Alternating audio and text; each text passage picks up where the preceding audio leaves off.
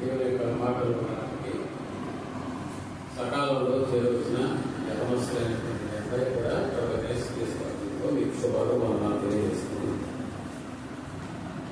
విన్నటువంటి దేని వల్ల నేను మీలో ఒక ముఖ్యం తెలుసా అసలు తెలియదు,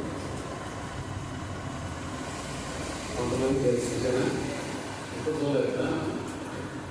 నాకు నెల్లూరు కిసాన్ అక్కడ కొంతమంది యవనస్తులు వస్తున్నప్పుడు వాళ్ళ యొక్క పరిచయం బట్టి గవర్నమెంట్ ఇక్కడ రావడానికి ఇష్టపడ్డాను. ఏదైనా దేవుని యొక్క కార్యక్రమం ఎంత దూరమైనా కూడా వెళ్ళవలసినటువంటి వారిని ఉన్నాం. అయితే మేము నెల్లూరు ప్రాంతం నుంచి ఇక్కడికి వస్తున్నప్పుడు రోడ్డు కొంతమేర బ్లాక్ చేసాం. ఏంటంటే వరి పంట నుంచి వచ్చేటటువంటి వరి ధాన్యాన్ని అంతా వాళ్ళు ఏం చేస్తున్నారంటే పొలుసు బస్తాలు కడుతూ ఉన్నారు, లారీ నింపుతూ ఉన్నారు, వెళ్ళే లారీలు వెళ్తున్నాయి, వచ్చే లారీలు వస్తున్నాయి, పనిచేసే వాళ్ళు చేస్తూ ఉన్నారు. ఇవన్నీ కూడా మామూలుగానే జరుగుతున్నాయి. ఇది నాకు అనిపించింది ఏంటంటే ఏ రైతైనా కూడా ఎదురుగా మనం పొలాలు చూసుకుంటున్నాం, ఆ పొలాల్లో ఉన్నటువంటి వరి వేసే ముందు వరి విత్తనాలు ఏం చేసి ఉంటాడు రైతు, ఒక ఎకరాకి ఏం చేసి ఉంటాడు కదా, ఒక బస్తానా 1 కేజీ బస్తా, 30 కేజీలు వస్తుంది ఒక ఎకరా. ఇప్పుడు మీరు బాగా గమనించండి, ఒక బస్తా వేసినటువంటి వడ్లు ఎన్ని బస్తాలు వెళ్తున్నాయి మనకు? 70 నుంచి 80 బస్తాలు. ఒక బస్తానే కదండి రావాలి, మరి 70-80 బస్తాలు ఎలా వస్తున్నాయి? దేవుడు అంటే నా పేరు ఉత్సవానికి మీలో ఎవరైనా గుర్తుడు మంచినీళ్ళు ఇస్తే దాన్ని కాలం పోగొట్టుకున్నారా అన్న సంగతి నాకు తెలుసు. అయితే నాకు తెలుసు తండ్రి అయినటువంటి దేవుడికి మనం ఏది ఇచ్చినా కూడా ఆయన తిరిగి ఇస్తాడు. ఎంత ఇస్తాడు, ఎలా ఇస్తాడంటే నువ్వు ఊహించినటువంటి దానికి ఇస్తాడు, నువ్వు ఎక్స్పెక్టేషన్ అన్నటువంటి ఇస్తాడు దేవుడు. అంటే అది అన్న సంగతి చాలా మందికి తెలియదు. ఏదో విత్తనాలు ఒకటి వేస్తున్నాము, వర్షాలు వస్తున్నాయి, పండుతున్నాయి, కోతలు పోస్తున్నాము, బస్తాలు ఎగుతున్నాము, వెళ్తున్నది అనేది ఇది రొటీన్ గా జరిగేటటువంటి కార్యక్రమం. అందరికీ ఒక నిమిషం ఆగి ఎవరైనా ఒక్క వ్యక్తి ఆలోచన చేస్తే సార్ అదే బస్తా ఒడ్లు నేను ఈ ఎకరాల్లో చేశాను, మరి నాకు తిరిగి వస్తుంది చూసారా, మళ్ళీ ఒక లారీ కూడా పోతుంది, ఇది బస్తా నిజానికి ఒక బస్తా రోడ్డుకి ఒక బస్తానే రావాలి మనకి. కానీ అలాంటిది కొన్ని వందల వడ్లు వస్తున్నాయని అంటే మీరు ఆలోచన. ఇదంతా ఎక్కడి నుంచి వస్తుంది? దేవుడి యొక్క నుండి వస్తుంది సంగతి నాకు తెలుసు. దేవుడే సకాలంలో వర్షాలను కురిపించకపోతే అవి వడ్లు ఒక గింజ 100-200 గింజలుగా మారు.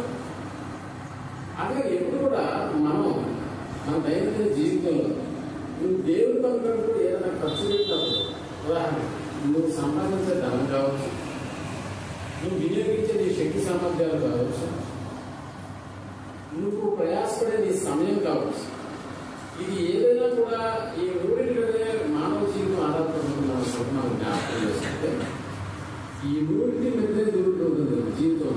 ఏదైనా నువ్వు దేవుడి కొరకు ఇచ్చి చూడు, ఈ మూడింటిలో దేవుడి కొరకు ఇచ్చి చూడు, అది ఎంత గొప్పగా తిరిగి ఎందుకు వస్తుందో అన్న సంగతి ఊహించి చాలా మందికి ఈ సంగతి అర్థం కాదు. అందుకనే శిష్యులు చేసుకున్న వద్దగా మాట్లాడతారు, ప్రభా మేము సంస్థను విడిచిపెట్టి నేను వెంబడిస్తున్నాము, మాకేంటి అని అడిగినాడు. అదేనా పేతురు అడిగింది ప్రశ్న. మేము సంస్థాన్ని విడిచిపెట్టి మిమ్మల్ని వెంబడించాము, ఇప్పుడు మాకేంటి అన్నాను. సో సంస్థాన్ని విడిచిపెట్టి యేసుప్రభు వారిని వెంబడించినప్పుడు ఇప్పుడు యేసుప్రభు వారు ఏం చెప్పారో తెలుసానికి, ఏమంటే 100 రెట్లు అన్నాడు. 100 రెట్లు అనేది ఎలా వస్తుంది? 1 రూపాయి పెడితే 100 రూపాయలు వస్తుంది. అదేనా? ఇది బిజినెస్. ఈ వ్యాపారం సంగతి చాలా మంది తెలియదు. 1 రూపాయి పెడితే 100 రెట్ల ఎలా వస్తుంది? 100 రెట్లు. 1 గింజ వేసుకుంటూ ఎన్ని గింజలు వస్తాయి అంటే దేవుడు ఏదో మనల్ని మ్యాజిక్ చేయలేదు, లాజిక్ అంతంగా ఉపయోగించట్లేదు. మన మధ్య జరుగుతున్నటువంటి వాటినే చూచి ఆ తర్వాత మీరు ఆలోచన చేయాలి. కాబట్టి మన యొక్క ఈ జీవన విధానంలో దేవుడు కొరకు ఏది ఖర్చు పెడుతున్నామో ఒక్కసారి మీరు ఆలోచన చేయండి. ఆ ఖర్చు వెనకాల దేవుడు అంటూ ఏదైనా ఇవ్వడం జరిగితే అది చాలా రేట్లు ఎక్కువగా ఉంటుందని దేవుడిని అనుమానపడాల్సిన అవసరం లేదు. మనుషులైనా నేను పలానా రోజుకి ఇస్తానని ఎగ్గొట్టుతారేమో, కానీ దేవుడు అలాంటిది ఎప్పుడు చేయని మనుషుల విషయంలో సంఘటన జ్ఞాపకం చేస్తాం. మరి ముఖ్యంగా ఈరోజు మేము చూస్తుంటే చాలా ఆనందం చేస్తుంది. ఈరోజు మనం ఆలోచించినటువంటి రైట్ మీకు వచ్చిందో ఉంటున్నాం. మీ వాట్సాప్లో మీకు పంపించారా? ఒకసారి మీరు రాసుకునేటటువంటి వాళ్ళు అంటే యవన కాలంలో మోయవలసిన కాడి ఏది, దానివల్ల నన్ను కలిగే మేలేంటి? యవన కాలంలో మోయవలసిన కాడి ఏది, దానివల్ల కలిగే మేలేంటి? నిజంగా ప్రేమటువంటి వాళ్ళరా, ఇక్కడ యవనస్తులు అనేటటువంటి తరం మనకు కనిపిస్తుంది. ఈ యవనస్తులు అనేటటువంటి తరం మనకు తెలుసు. యవనస్తులు అనగానే లోపల కూడా చాలా మంది యవనస్తులే జ్ఞాపకం వస్తారు. ఎవరికి జ్ఞాపకం వస్తారు యవనస్తులే అంటే? నక్సలైట్లకు అధినేతగా ఒకటి ఉంటాడే, ఆడికి యవనస్తులే టార్గెట్ అయ్యారు. ఏ ముసలి వాళ్ళనో వయసు మళ్ళినటువంటి వాళ్ళనో తన యొక్క దండులకి వాడికి చేర్చుకోడు. ఎందుకంటే వాళ్ళు నడవడం కష్టం, అలాగే వాళ్ళకు ఉన్నటువంటి రోగాలు చాలా ఇబ్బంది పెడుతుంది. అంటే ఏదైనా ఒక ఉద్యమం చేయాలంటే కూడా ఎవరిని ఎన్నిక చేస్తున్నారని అంటే యవనస్తులే. కాలేజీలో ఉన్నటువంటి యవనస్తులు ఎవరు బలం అనేటటువంటిది అన్ని రంగాల్లో చాలా ప్రాముఖ్యమైనటువంటిది. మీరు కావాలంటే గమనించండి.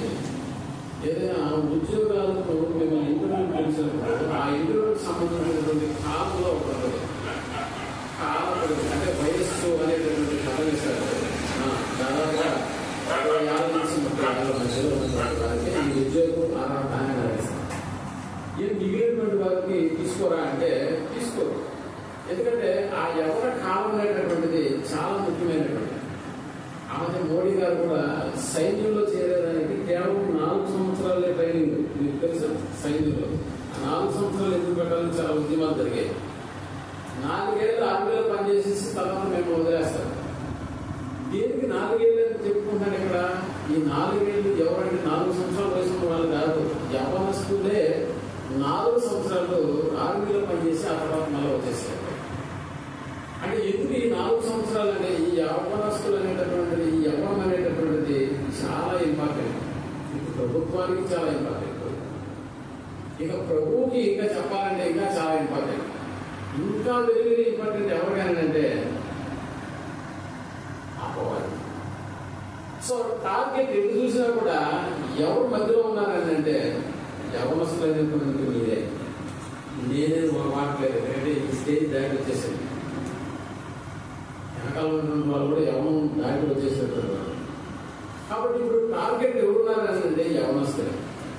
కాబట్టి ఆ యవనస్తుల గురించి అంటే మిమ్మల్ని గురించి ఈరోజు దేవుడు ఏం మాట్లాడబోతున్నాడో అన్న సంగతి గురించి ఒక్కసారి మనం ఆలోచించేద్దాం.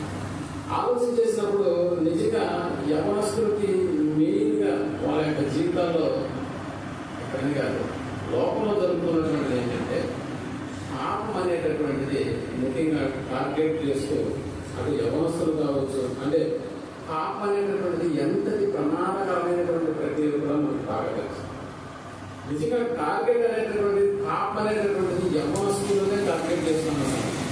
అంటే ఇక్కడ మనకు తెలుసు. అంటే యవనస్తులు అనేటటువంటి దాని విషయంలో పాపం అనేటటువంటి ఒక ప్రధానమైనటువంటి సమస్యగా మనకు కనిపిస్తుంది. ప్రధానమైనటువంటి సమస్య.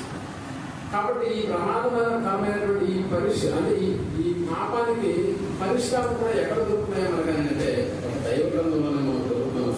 అంటే పరిశుద్ధ గ్రంథంలోకి వెళ్ళి నిజంగా ఆలోచన చేస్తున్నప్పుడు దేవుడిచ్చేటటువంటి పరిష్కారం మన జీవితాలకు ఎంతైనా ఓవర్పిస్తున్న మనం జ్ఞాపకం చేస్తాం. కాబట్టి ప్రేమటువంటి ద్వారా ఇక్కడ ప్రమాదం అనేటటువంటిది యవ్వన కాలంలోనే ఎట్లు వైపు నుంచి మీరు చూసుకున్నా కూడా యవ్వన కాలంలోనే కొంచెం ఉంటుందన్న సంగతి మనం జ్ఞాపకం చేసుకోవాలి. కాబట్టి మనం ఆలోచించేటటువంటి ఈ అంశం ఏదైతే ఉందో యవ్వన కాలంలో యవనస్తులు మోయవలసినటువంటి కాడి ఏది? అసలు నిజంగా ఈ యొక్క ఆలోచనను ఎందుకు మనం ఆలోచన చేయాలంటే యవనస్తుడే కాడిని మోయగలరు. యవనస్తుడే అన్నింటినీ ఎదుర్కోగలుగుతారు. వయసు మళ్ళినటువంటి వాళ్ళు ఎక్కువగా పనిచేయలేరు, వయసు మళ్ళినటువంటి వాళ్ళు ఎక్కువసేపు నిలబడలేరు. ఇలా మనం ఆలోచించుకుంటూ పోతే యవనస్తులు అనేటటువంటి ప్రధానమైనటువంటి కారణంగా యవ్వనం అనేటటువంటి అనిపిస్తుంది.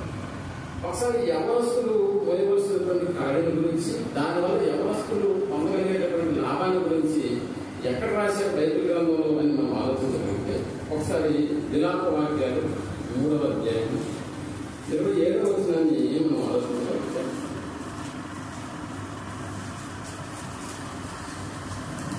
విలాప వాక్యాలు 3వ అధ్యాయం 27వ వచనాన్ని మనం ఆలోచించగలుగుతాం.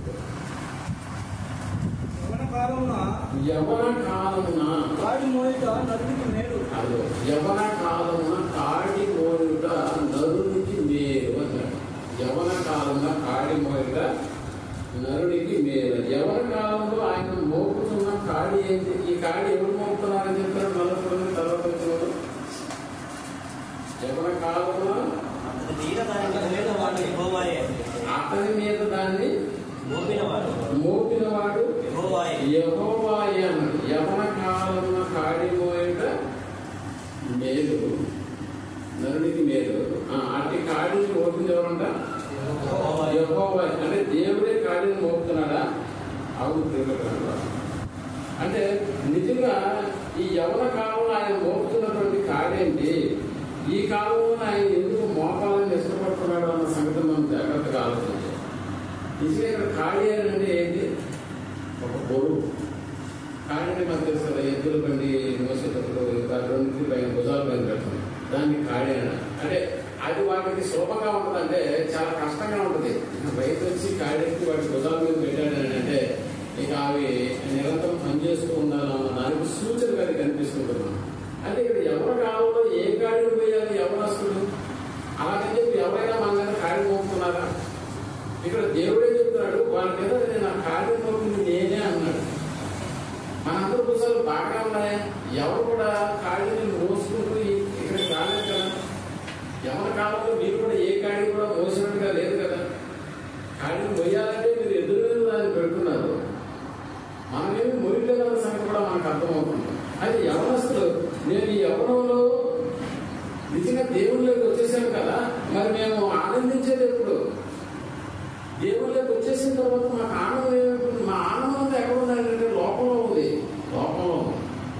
యవనస్తుడు దాని సోదరులు చెప్పారు, ఈరోజు ఎన్నో పనులు మీకున్నా కూడా, ఎన్నో కోపలు జరుగుతున్నా కూడా ఆ పనులన్నింటినీ కూడా వదిలిపెట్టి మీరు ఇక్కడికి వచ్చేసినారే అంటే లోపంలో ఎంజాయ్ చేసేదానికి చాలా కార్యక్రమాలు జరుగుతున్నాయి. అది పని పాటలు కావచ్చు, లేకపోతే తినడం అనేటటువంటి కార్యక్రమం కావచ్చు, తిరగడం అనేటటువంటి కార్యక్రమం కావచ్చు. ఇక్కడ మీరు గడిపే ఈ సమయం ఇంకెక్కడైనా గడిపేదానికి మీకు పూర్ణమైనటువంటి స్వతంత్రం అవుతుంది. ఏదో సహోదరులు ఆహ్వానించారు కాబట్టి ఇక్కడికి వచ్చేసామనేటటువంటి కార్యక్రమం కాదు. కానీ వాటన్నింటినీ పక్కన పెట్టేసి మీరు ఏం చేశాడు అంటే దేవుని యొక్క వాక్యాలు వినడానికి ఈ కొంత సమయాన్ని దేవుని వరకు ఖర్చు పెడతాం అనేటటువంటి ఆలోచన. అక్కడ ప్రియమైనటువంటి వాళ్ళ నిజంగా లోకంలో ఉంటే చాలా ఆనందంగా ఉంటుంది, కారణం లేదు. కానీ దేవుల్లో ఉంటే ఇంకా అధికమైనటువంటి ఆనందాన్ని మనం పొందగలిగేటటువంటి భాగ్యం మనకు అనిపిస్తుంది. అందుకే దేవుళ్ళకి రావడం వల్ల లోకంలో ఉన్నటువంటి ఆనందాలన్నీ మేము ఏం చేస్తున్నామంటే నిజంగా మేము మిస్ అయిపోతున్నాం అనేటటువంటి ఆలోచన మీకు ఎప్పుడు రావడానికి లేదు. దేవుల్లో ఉన్నటువంటి వాడు దేన్ని కూడా మిస్ అయ్యాడు. లోకంలో ఉన్నవాడు దేవుడిని మిస్ అవుతాడేమో, కానీ మిగతావన్నీ అతనికి దాపరించినా కూడా వాటి వల్ల అతనికి ప్రయోజనం అంటూ ఏది ఉండదన్న సంగతి మనం జ్ఞాపకం చేసుకోవాలి. నిజంగా ఎవరో కాలం అనేటటువంటి దాన్ని మనం ఆలోచన చేస్తే దేవుళ్ళకి వచ్చినప్పుడే మనం అన్ని మిస్ అయిపోతున్నాం అనేటటువంటి ఆలోచన మీకు కలుగుతూ ఉంటుంది. దేవుళ్ళకి వచ్చిన తర్వాత ఎవరు వస్తుంది ఏదైనా మిస్ అవుతాడా అంటే ఏది మిస్ కాదు.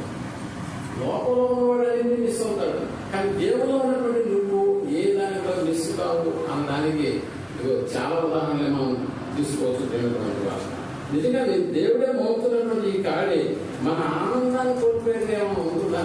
నేనే యవనస్తులైన కాడి మోపుతున్నాను అనేటటువంటి పదవి వాడుతున్నాడు దేవుడు. అంటే మీ ఆనందాన్ని అంతా తీసేసేయాలని దేవుని యొక్క ఉద్దేశం.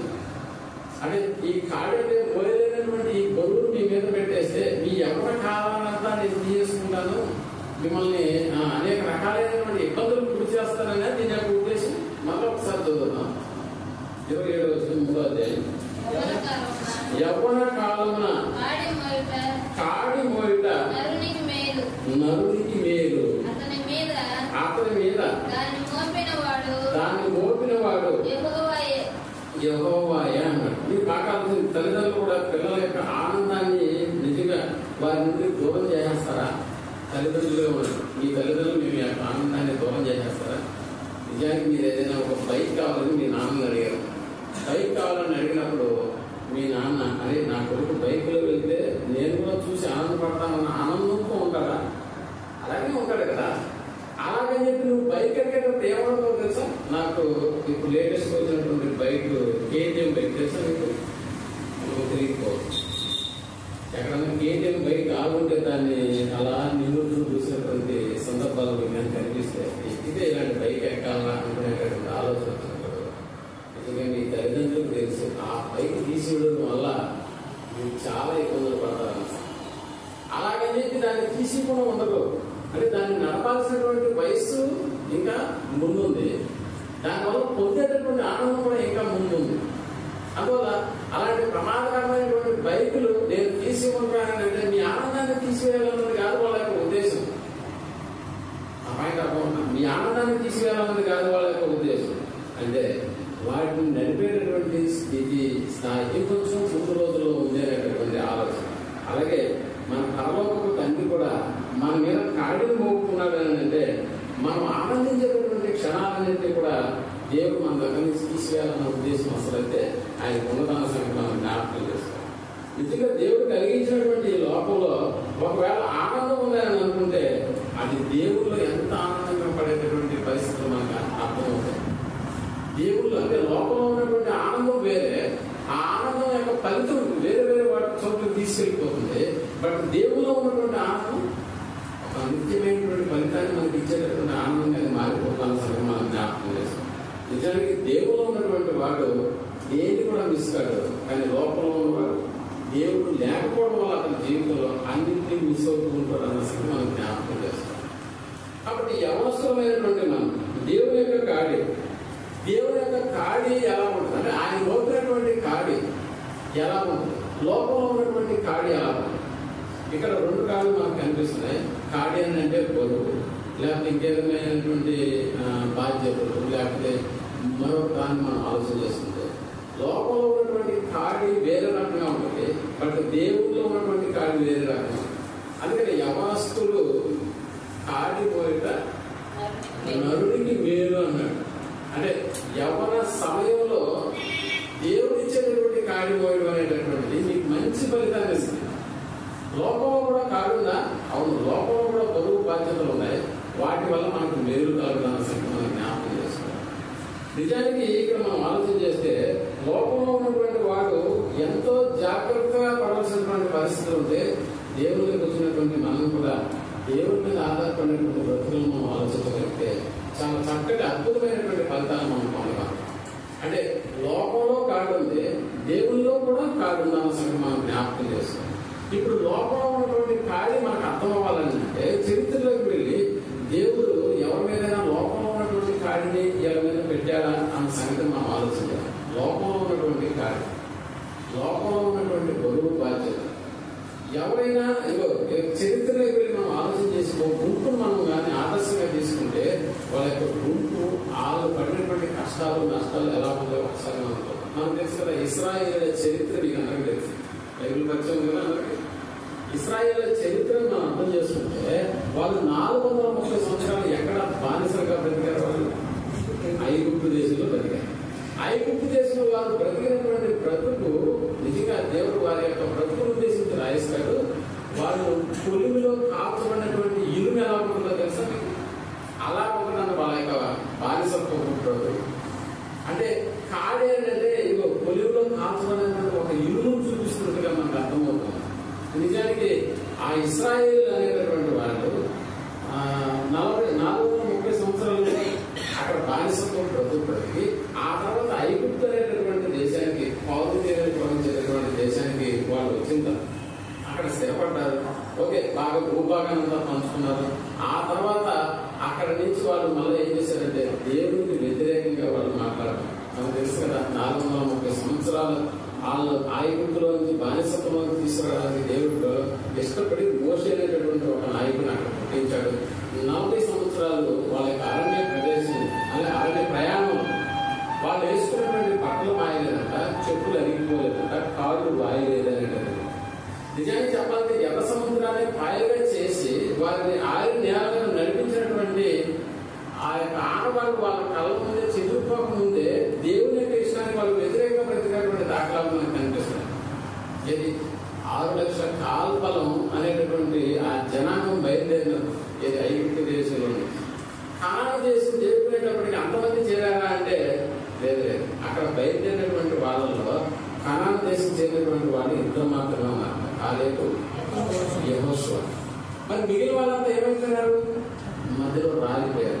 మరి అక్కడ ఐగుప్తు దేశంలో నుంచి వచ్చి అతను కనాను దేశంలో నిలబడినటువంటి వాళ్ళ జనసంఖ్యను మనం ఆలోచన చేసుకుంటే వాళ్ళంతా మధ్యలో జన్మించినటువంటి వారు అన్న సంఖ్య మనకు ఇలా స్థిరపడిన తర్వాత కనాను దేశంలో అక్కడి నుంచి వచ్చి స్థిరపడిన తర్వాత అక్కడి నుంచి మళ్ళీ మన దేవుడికి వ్యతిరేకమైనటువంటి కార్యక్రమాలు చేయడం మొదలుపెట్టారు. ఎప్పుడైతే ఇశ్రాయేలు వ్యతిరేకమైన కార్యక్రమాలు దేవుని పక్షంగా చేయడం మొదలు పెట్టారో దేవుడు మరలా వాళ్ళ మీదకి అన్య రాజులను లేకపోతే అన్య ప్రజల యొక్క చక్రవర్తులను కూడా వీళ్ళ మీదకి మళ్లించి వీళ్ళ మీదకి దండయాత్ర చేసి ఇక్కడ ఇశ్రాయేల్ ప్రజలు ఎవరైతే దేవునికి అయిష్టంగా బ్రతుకుతున్నారో, ఇశ్రాయేల్ దేవునికి యొక్క ఆజ్ఞలు ఎవరైతే పాటించుకున్నారో అలాంటి వారి మీదకి అన్య చక్రవర్తులను తీసుకెళ్లి వాళ్ళని చెరసాలలో లేకపోతే బానిసలుగా తీసుకెళ్లేటటువంటి ఒక పరిస్థితిని దేవుడే ఏర్పాటు చేశారు. ఒకసారి మనం యెర్మియా గ్రంథం ఎవరు దాడి చేశారు, ఏ విధంగా దాడి చేశారు అన్న సంగతిని మనం జ్ఞాపకం చేసుకుంటే యెర్మియా గ్రంథము 52వ అధ్యాయం 29వ వచనాన్ని మనం ఆలోచించుకుంటే యెర్మియా గ్రంథం 52వ అధ్యాయం 29వ వచనాన్ని మనం ఆలోచించుకుంటే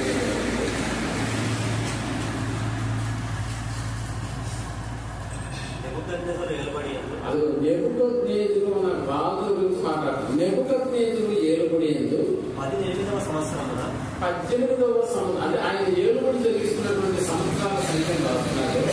ఇప్పుడు ఆయన ఏలుబడి ఉన్నటువంటి ఆ సంవత్సరాల సంఖ్యలో 18వ సంవత్సరం వచ్చింది. అతడు యెరూషలేము నుండి 832 మందిని చెరబడిపోయాడు. అంటే ఇశ్రాయేల్ మీద దాడి చేసినాడు, యెరూషలేము మీద దాడి చేశాడు. ఇక్కడి నుంచి ఎంతమందిని తీసుకెళ్లారంట? 832 మందిని తీసుకెళ్లాడు. బాగా గుర్తుపెట్టు. 832 మందిని తీసుకెళ్లాడు. నెబుకద్నెజరు ఏలుబడి ఎందు 23వ సంవత్సరమున 23వ సంవత్సరమున రాజకీయ సంరక్షకుల అధిపతి నెబూజరదాను యూదులలో 745 మనుషులు చెరబడిపోయారు. ఇక్కడ మళ్ళీ రెండో సంఖ్య ఎంత? 745 మందిని తీసుకెళ్లాడు. ఆ మనుషులు వెరసి అంటే అంతకుముందు తీసుకెళ్లిన మనుషులు, ఇప్పుడు తీసుకెళ్లిన మనుషులు మొత్తం కలిపి ఎంతమందిని తీసుకెళ్లాడు ఒక లెక్క చెప్తున్నాడు. అక్కడ 4600 మందిని తీసుకెళ్లారు అనమాట. అంటే ఇప్పుడు 4600 మంది. మీరు బాగా గమనించండి, యెరూషలేము మీదకి నెబుకద్నెజరు అనేటటువంటి ఒక రాజు దండెత్తి వెళ్ళినప్పుడు ఈ 4600 మంది అనుకున్నామే ఒక సంఖ్య. ఈ సంఖ్యలో ఉన్నటువంటి వాళ్ళు పిల్లలై ఉంటారా, పెద్దవాళ్ళై ఉంటారా, ముసలి వాళ్ళై ఉంటారా? చెప్పండి, ఎవరైతారు?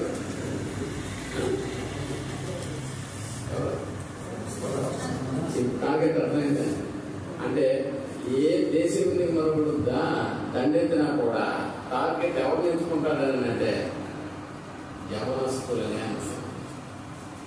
ఇది కూడా బాగా ఉంటుంది. గత కాలంలో మనుషులను వేలం పాటేసేవాడు తెలుసు. ఇప్పుడు జంతువులను తీసుకెళ్లి సంత వీధులు జంతువులు ఎలా కొంటున్నాం, మేకలు ఇవన్నీ కూడా కొట్టేళ్ళని. అలాగే మనుషులను కూడా కొనేటటువంటి ఒక జాతర జరిగింది. ఆ మనుషులను అక్కడ నిలబెట్టి ఏం చేసేవాళ్ళు అంటే అక్కడ ఒక రేటు నిర్ణయించేవాళ్ళు. ఆ రేటు దేన్ని బట్టి ఉంటుందంటే అతని యొక్క వయసును బట్టి ఆ రేటు నిర్ణయింపబడుతుంది. అంటే ఇతనికి ఎన్ని సంవత్సరాలు అంటే మంచి యవ్వనంలో ఉన్నాడు అనుకోండి, టీనేజ్ అన్నాం కదా మనం, 13 to 19 టీనేజ్ యవ్వనంలో ఉన్నటువంటి వాడినే టార్గెట్ చేస్తారా ఎవరైనా కూడా? ఎందుకు యవ్వనంలో ఉన్నటువంటి వాడిని టార్గెట్ చేస్తున్నారు చేస్తున్నారు? ఎందుకంటే యవ్వనంలో ఉన్నవాడు ఏదైనా చేయగలరు. కాబట్టి ఇప్పుడు నెబుకద్నెజరు అనేటటువంటి రాజు యెరూషలేము మీద దండెత్తి వచ్చినప్పుడు ముసలి వాళ్ళను, కుంటి వాళ్ళను కూడా ఏం చేయలేదంట ఆయన? వాళ్ళని తీసుకెళ్ళలేదు. ఆయన టార్గెట్ అంటే ఏంటంటే మంచి యవనస్తులందరినీ, యవనస్తురాలను తీసుకెళ్లి ఎక్కడ పెట్టేవాడంటే తన యొక్క అంతఃపురంలో దాసీలుగా పెట్టుకునేటటువంటి వాడు. రాణులకు వాళ్ళ యొక్క దేశ మర్యాద చొప్పున ఎవరైతే రాజులకు రాణులుగా ఉంటారో వాళ్ళందరికీ పరిచారం చేసడానికి స్త్రీలను, మరి ముఖ్యంగా యవనస్తురాలను మాత్రమే తీసుకెళ్లేవాడు. మరి ఇక తన యొక్క రాజ్యంలో కట్టేటటువంటి గోపురాలు కావచ్చు, నిర్మించేటటువంటి కట్టడాలు కావచ్చు, చేయడానికి కావాల్సిన వ్యవసాయ పనులు కావచ్చు, వీరందరినీ కూడా ఎవరిని దోచుకెళ్తే బాగుంటుంది? బంగారం, వెండి వాటిని దోచుకెళ్తే కాదు, యవనస్తులను తీసుకెళ్తేనే మనకి పని బాగా జరుగుతుంది. ఒకసారి మనం 28వ అధ్యాయం 2వ వచనం, యెరెమీయా గ్రంథంలోనే 28వ అధ్యాయం 2వ వచనాన్ని మనం ఆలోచించగలిగితే, ఇశ్రాయేలు దేవుడును సైన్యములకు అధిపతియగు యెహోవా ఇలాగ సెలవిస్తున్నాడు, నేను బబులోను రాజు కాడిని విరిచి ఉన్నాను. 2 సంవత్సరములుగా బబులోను రాజైన నెబుకద్నెజరు ఈ స్థలంలో నుండి బబులోనుకు తీసుకుని పోయిన యెహోవా మందిరపు ఉపకరణాలను కూడా తీసుకెళ్లాడంట. ఇచ్చటికి మరలా తెప్పించాను. మళ్ళా ఇక్కడ తెప్పిస్తాను. బబులోను రాజు కాడిని విరగగొట్టి యెహోయాకీము కుమారుడును యూదా రాజునైన యెకొన్యాను బబులోనుకు చెరగొని పోయిన యూదులందరినీ ఈ స్థలమునకు తిరిగి రప్పించదను. ఇదే యెహోవా వాక్కు. అంటే ఆల్రెడీ ఇశ్రాయేల్లో ఉన్నటువంటి వాళ్ళందరినీ అక్కడికి దాసులుగా తీసుకెళ్లిపోయారా? నిజంగా పాలు తేనెలు ప్రవహించినటువంటి దేశంలోకి వెళ్లి దేవుడు వారిని స్థిరపరిచిన తర్వాత మళ్ళీ దేవుడికి వ్యతిరేకమైన కార్యక్రమాలు చేయడం వల్ల దేవుడు తన చుట్టుపక్కల ఉన్నటువంటి అన్ని జరిగినటువంటి రాజులను కూడా దేవుడు వారి మీదకి యుద్ధానికి పంపించాడు. వారి దేవాలయాల్లో, దేవుని యొక్క దేవాలయంలో వాడేటటువంటి ఉపకరణాలన్నింటినీ తీసుకెళ్ళడం మాత్రమే కాకుండా జనులను కూడా తీసుకెళ్ళారు. ఆ జనులు ఎవరైనా కుంటి వారిని, గుడ్డి వారిని, ముసలి వాళ్ళని, వీళ్ళందరినీ కూడా ఏది పక్కన పెట్టేసేటటువంటి పరిస్థితి. అంటే ఎవరినైనా టార్గెట్ చేస్తున్నారంటే యవనస్తుల్ని. కాబట్టి యవనస్తుడు అనేటటువంటి వాడు చాలా ఇంపార్టెంట్. ఏ రంగంలో మీరు చూసుకోండి, అటు ఆర్మీ కావచ్చు, అంటే సైన్యం కావచ్చు, లేకపోతే లోపల ఉన్నటువంటి ఏ కార్యక్రమాలు చేయడానికైనా కూడా ఒక యవనస్తుడే టార్గెట్ అవుతున్నాడు. కాబట్టి ఇక్కడికి వచ్చి మేము చూసినప్పుడల్లా పర్లేదు, ఈరోజు దేవుడికి టార్గెట్ ఇక్కడ కూర్చున్నటువంటి ప్రతి యవనస్తుడే టార్గెట్ అయినాడు. కాబట్టి మేము అందరినీ దేవుడు ఎక్కడికి తీసుకుని వచ్చి కూర్చోబెట్టాడని ఆనందమే. నిజానికి ఒకనాడు యెరూషలేము మీద దండెత్తి వచ్చినటువంటి నెబుకద్నెజరు అనేటటువంటి రాజు కూడా తన యొక్క లెక్క రాసుకున్నాడు. 4,600 మంది వచ్చారంటే వీళ్ళ చేత ఎంత పని చేయించవచ్చు అని. నిజానికి ఎంత పని చేయించవచ్చు? ఒక చక్రవర్తి అనుకుంటే దెబ్బలు పొదువా అన్నట్లుగా ఇలా తీసుకెళ్లిపోయినటువంటి వీరిని తన రాజ్యంలో ఏమన్నా సకల మర్యాదలతో వీళ్ళు ఆ రాజ్యం నుంచి ఈ రాజ్యానికి వచ్చినటువంటి వాళ్ళు. కాబట్టి బాగా చూసుకోవాలి మనం ఉండేటటువంటి పరిస్థితి ఏమన్నా ఉంటుందా ఆ రాజ్యం? ఎందుకంటే బానిసలుగా తీసుకెళ్లిపోయారు. బానిసలుగా తీసుకెళ్లిపోయినటువంటి వాడికి మర్యాదలు ఎలా ఉంటాయో మీకు బాగా తెలుసు. ఈ రోజుల్లో కూడా కొన్ని దేశాల్లో ఉన్నటువంటి ఈ జైలు వాతావరణాన్ని మీరు గమనించగలిగితే 100 మంది నివసించేటటువంటి ఒక రూమ్ లో 50 మందికి సరిపోయే ఆహారాన్ని అక్కడ ఇస్తారు.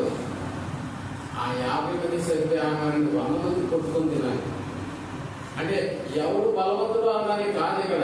అంటే వారికి సరైనటువంటి సదుపాయాలు ఉండవు, సరైన విధంగా వారి యొక్క ట్రీట్మెంట్ ఉండదు అన్న సంగతి మనం జ్ఞాపకం చేసుకోవాలి. ఇప్పుడు నెబుకద్నెజరు రాజు కూడా యవనస్తులను తమ దేశంలోకి తీసుకెళ్లి వాళ్ళకి ఎలా ట్రీట్మెంట్ ఇస్తాడో మీకు అర్థమైతే, ఉదయాన్నే 4 కల్లా లేచేయాలి రాని నన్ను. ఉదయాన్ని ఎన్ని గంటలు వేయాలి? ఏకోజామున 4 గంటలు వేయాలి. ఏ యవనస్తుల వలన 4 గంటలు వేయడం కార్యక్రమం జరుగుతుంది. రాత్రి 2 గంటలకైనా మేలుకుంటాడేమో కానీ తెల్లారి ఏకదం 4 గంటలకల్లా లేయాలంటే ఎవరైనా లేస్తారా? మీరు ఎప్పుడైనా 4 గంటలు లేస్తారా? అవునా? ఏదో పనుంటే తప్పనిచ్చి అంటే ఎవ్రీడే అలా లేచేటటువంటి పరిస్థితి మనం మన జీవితంలో కలిగి ఉంటాము. కానీ అక్కడ 4 గంటలకు కానీ ఆడి ఏకాదం లేకపోతే ఆడి మీద ఉన్నటువంటి అధికారి ఒక కొట్టాడు అనుకో, ఇక నిద్ర కూడా పడడం. ఎందుకంటే ఆ కొడాలు అలా ఉంటాయి, ఆ ట్రీట్మెంట్ అలా మొదలవుతుంది. అక్కడ ఏంటిది, మాకు సరైనటువంటి ఆహారం పెట్టకుండా, మాకు సరైనటువంటి ఇంకా కావాల్సినటువంటి పదార్థాలు మాకు ఇవ్వకుండా మీరేంటి ఇలా మా చేత వెట్టి సేకరణ చేస్తున్నారు అన్న సంత లైన్ లేకుండా వినిపించింది అనుకోండి. లాస్ట్ లో ఉన్నప్పుడు ఆ మాట అన్నోడు కూడా బయటికి రాని అన్నాడు అనుకోండి. ఇక అందరూ కలిసి పోరాడేటటువంటి పరిస్థితి అయితే ఉండదు. అందరూ కలిసి మాకు ఎందుకు ఇలా చేస్తున్నారు అని అడిగే పరిస్థితి ఉండదు. ఎందుకు, వాళ్ళు అసలే దాస్యంలో నుంచి, అంటే దాస్యం చేయబడడానికి తీసుకున్నటువంటి వాళ్ళు, దాసులుగా ఉండడానికి తీసుకున్నటువంటి వాళ్ళు. నిజానికి ఈ నెబుకద్నెజరు అనేటటువంటి రాజు ఇక్కడ తీసుకొచ్చినటువంటి యవనస్తుల పట్ల ఎంత కఠినంగా వ్యవహరించేవాడు అని అంటే, సరైనటువంటి విధానంగా వాళ్ళకి నిద్రలేదు కాదు, సరైనటువంటి విధానంలో తిండి పెట్టేటటువంటి వాడు కాదు. అంటే ఈ పరిస్థితులన్నింటినీ మీరు గమనించగలిగితే ఇది నెబుకద్నెజరు యవనస్తుల మీద పెట్టిన కాడి. ఈ కాడి సులువైంది కాదు, ఇది చాలా భారమైనటువంటి పద్ధతి కలిగినటువంటి కాడి. అంటే అయ్యా నీకు ఇష్టం వచ్చినంతసేపు నిద్రపోయే పరిస్థితి అక్కడ ఉండదు, నీకు ఇష్టం వచ్చినంత ఆహారం తినే పరిస్థితి కూడా అక్కడ ఉండదు. ఎందుకు, మీరు సైనిక స్కూల్ చూశారు కదా, సైనిక స్కూల్లో 5 గంటలకే లేచేసేయాలి. అది స్కూల్ కాబట్టి ఓకే, అరే నువ్వు కష్టపడితేనే రేపు సుఖపడతావు అనేటటువంటి అనే భావన మనకు కనిపిస్తుంది. బట్ చెరపట్టబడినటువంటి ఆ యొక్క యూదులో ఉన్నటువంటి యవనస్తులు అనేటటువంటి ఈ కార్యక్రమంలో ఉన్నటువంటి వారు చెరపట్టబడినప్పుడు నెబుకద్నెజరు అనే రాజు చాలా చక్కగా చూసుకున్నాడంటే లేకపోయినటువంటి వాళ్ళు పెట్టినటువంటి కష్టాలు ఎంత ఘోరంగా ఉన్నాయనంటే, నిజంగా ఒక చరిత్రకారుడు రాస్తాడు, ఇక్కడికి ఎందుకు వచ్చాము అసలు అంటే యవనస్తుడు అనేటటువంటి ఈ కాలం కాస్త త్వరగా జరిగిపోతే బాగుండు అనుకునేటటువంటి వాళ్ళు యవనస్తుడు. అంటే త్వరగా 40 ఏళ్ళు, త్వరగా 50 ఏళ్ళు వచ్చేస్తే బాగుండు అనుకునేటటువంటి వాళ్ళు. ఎందుకంటే ఆడు పెట్టేటటువంటి టార్చర్ అలాగుంది, ఆడు ఊహించేటటువంటి కష్టం అలాగుంది. కాబట్టి చాలా మంది యవనస్తులు ఏమనుకునే వాళ్ళు తెలుసా, ఎలాగైనా కూడా తన కాలు తానే విడుచుకునేవాడు, తన చెయ్యి తానే విడుచుకునేవాడు. అంటే ఎందుకు, ఒకవేళ కాలు ఇరుచుకుని కుంటువాడైనా కూడా, చెయ్యి విరుచుకుని కుంటువాడైనా కూడా నీకు అక్కడ మళ్ళీ రాయితీలే ఉండవు. కాలు విరుచుకున్నా కూడా నువ్వు ఈడ్చుకుంటూనే ఏం చేయాలి కదా, నీకు అప్పగించిన పని చేసేది. అంటే ఎంత ఘోరమైనటువంటి కార్యం మీకు అర్థమవుతున్నా, ఎంత కఠినమైనటువంటి కార్యం. నిజంగా మనం అనుకోవచ్చు, అదే దేవుళ్ళకి వచ్చిన తర్వాత లోపంలో ఉన్నటువంటి ఆనందాలన్నీ మనం కోల్పోతున్నామేమో అనేటువంటి ఆలోచన మీకు రావచ్చేమో. కానీ ఎప్పుడు కూడా అలాంటి ఆలోచన పెట్టుకోవద్దు. లోపంలో ఉన్నటువంటి కార్యం చాలా కఠినమైనటువంటిది, చాలా బాధాకరమైనటువంటిది. అందుకనే నెబుకద్నెజరు తీసుకెళ్లినటువంటి యవనస్తుల యొక్క విషయాలు మనం ఆలోచించగలిగితే, దాదాపు 4600 మందిని ఆయన చెరపట్టబడినప్పుడు వాళ్ళ చేత చేయించుకున్నటువంటి పెట్టి చాకిరి ఎంత గొప్పదిగా మారిపోయిందనంటే, ఇశ్రాయేలులో నిజంగా ఈ యవనస్తుడుగా నేను పుట్టడమే, పుట్టి నేను ఓ బాలుడుగా ఉండిపోయి మిగిలిపోతే సరిపోతుంది అనేటటువంటి ఆలోచన నిజంగా యవనస్తుల మనసులో నిజమైనటువంటి. అంటే యవన కాలం అనేటటువంటిది ఈ రాజుకి ఇలా ఉపయోగపడాలా మేము? అవును, ఆడు చేసేటటువంటి ఆ యొక్క ఆజ్ఞలు అవి చెయ్యకుండా ఉండేటటువంటి యవనస్తుల యొక్క పని మాటలు ఎలా ఉంటాయంటే, చాలా నీచంగా చూడటం మాత్రమే కాకుండా ఆవిడ అప్పచెప్పిన పని చేయలేదా, నిజంగా ఆయన కొట్టేదానికి కూడా 4 మనుషులు ఏర్పాటు చేస్తారు. కొన్ని కొట్టిన తర్వాత ఒళ్ళు బాగైపోతుందా అంటే లేదు, మళ్ళీ ట్రీట్మెంట్ కూడా ఏమైనా ఇప్పిస్తారా? లేదు, ట్రీట్మెంట్ కూడా ఎలాంటి ఉండదు. అంటే ఒకవేళ వాటి వల్ల వచ్చే రోగాలకు ఏమైనా మందులు ఏమైనా ఇస్తారా అంటే ఎప్పుడు. ఆ రోగంతో ఏమైపోవాలి, ఈ రోగం ఇలా ఉంది చచ్చిపోతే బాగుంది అనుకునే వాళ్ళు యవనస్తులు. అంటే నెబుకద్నెజరు మోపుతున్నటువంటి ఈ కాడి ఎంత భయంకరమైందో ఇశ్రాయేలు యవనస్తులు అంత బాధపడ్డారు. అందుకని చెప్తున్నాడు. ఒకసారి మనం 28వ అధ్యాయం 2వ వచనాన్ని మనం ఆలోచించగలిగితే, 28వ అధ్యాయం 2వ వచనం, ఇశ్రాయేలు దేవుడు సైన్యములకు అధిపతియగు యెహోవా ఇలాగ సెలవిస్తున్నాడు, నేను బబులోను రాజు కాడిని అన్నాడు. ఏ కాడిది? అతను బాగా ఇబ్బంది పెట్టేటటువంటి పరిస్థితి. కాడిని విరిచి ఉన్నాను. 2 సంవత్సరాలలోగా బబులోను రాజైన నెబుకద్నెజరు ఈ స్థలంలో నుండి బబులోనుకు తీసుకుని పోయిన యెహోవా మందిరపు ఉపకరణములన్నిటినీ ఇచ్చటికి మరలా తెప్పించదను అన్నాడు. అంటే ఏదైతే బబులోను రాజు ఆ నెబుకద్నెజరు అనేటటువంటి వాడు చేశాడో, యవనస్తులను ఎలాగైతే తీసుకెళ్లి తమ యొక్క పరిచారకులుగా చేసుకుంటున్నాడో, తమ దేశంలో కట్టుతున్నటువంటి కట్టడాలకు వీళ్ళని ఉపయోగించుకుంటున్నాడు, తమ దేశంలో పండిస్తున్నటువంటి పంటలకు కూడా ఇతను వీళ్ళకి ఉపయోగించుకుంటున్నాడు. అలాగని సరైన ఆహారం లేదు, అలాగని సరైనటువంటి నిద్ర లేదు, అలాగని చెప్పి ఏదైనా అనారోగ్యం వస్తే ఏదైనా చూపిస్తున్నాడంటే లేదు. అంటే బబులోను చక్రవర్తి అయినటువంటి నెబుకద్నెజరు ఇశ్రాయేలులో ఉన్నటువంటి యవనస్తుల మీద పెట్టిన కాడి చాలా ఘోరంగా ఉంది. ప్రేమటువంటి వాళ్ళు చాలా ఘోరంగా. మరి దేవుడు ఏమన్నాడు అంటే, మనం 27వ అధ్యాయం వచ్చిన చదువుకున్నాం కదా, 3వ అధ్యాయం విలాప వాక్యాల్లో, యవన కాలమున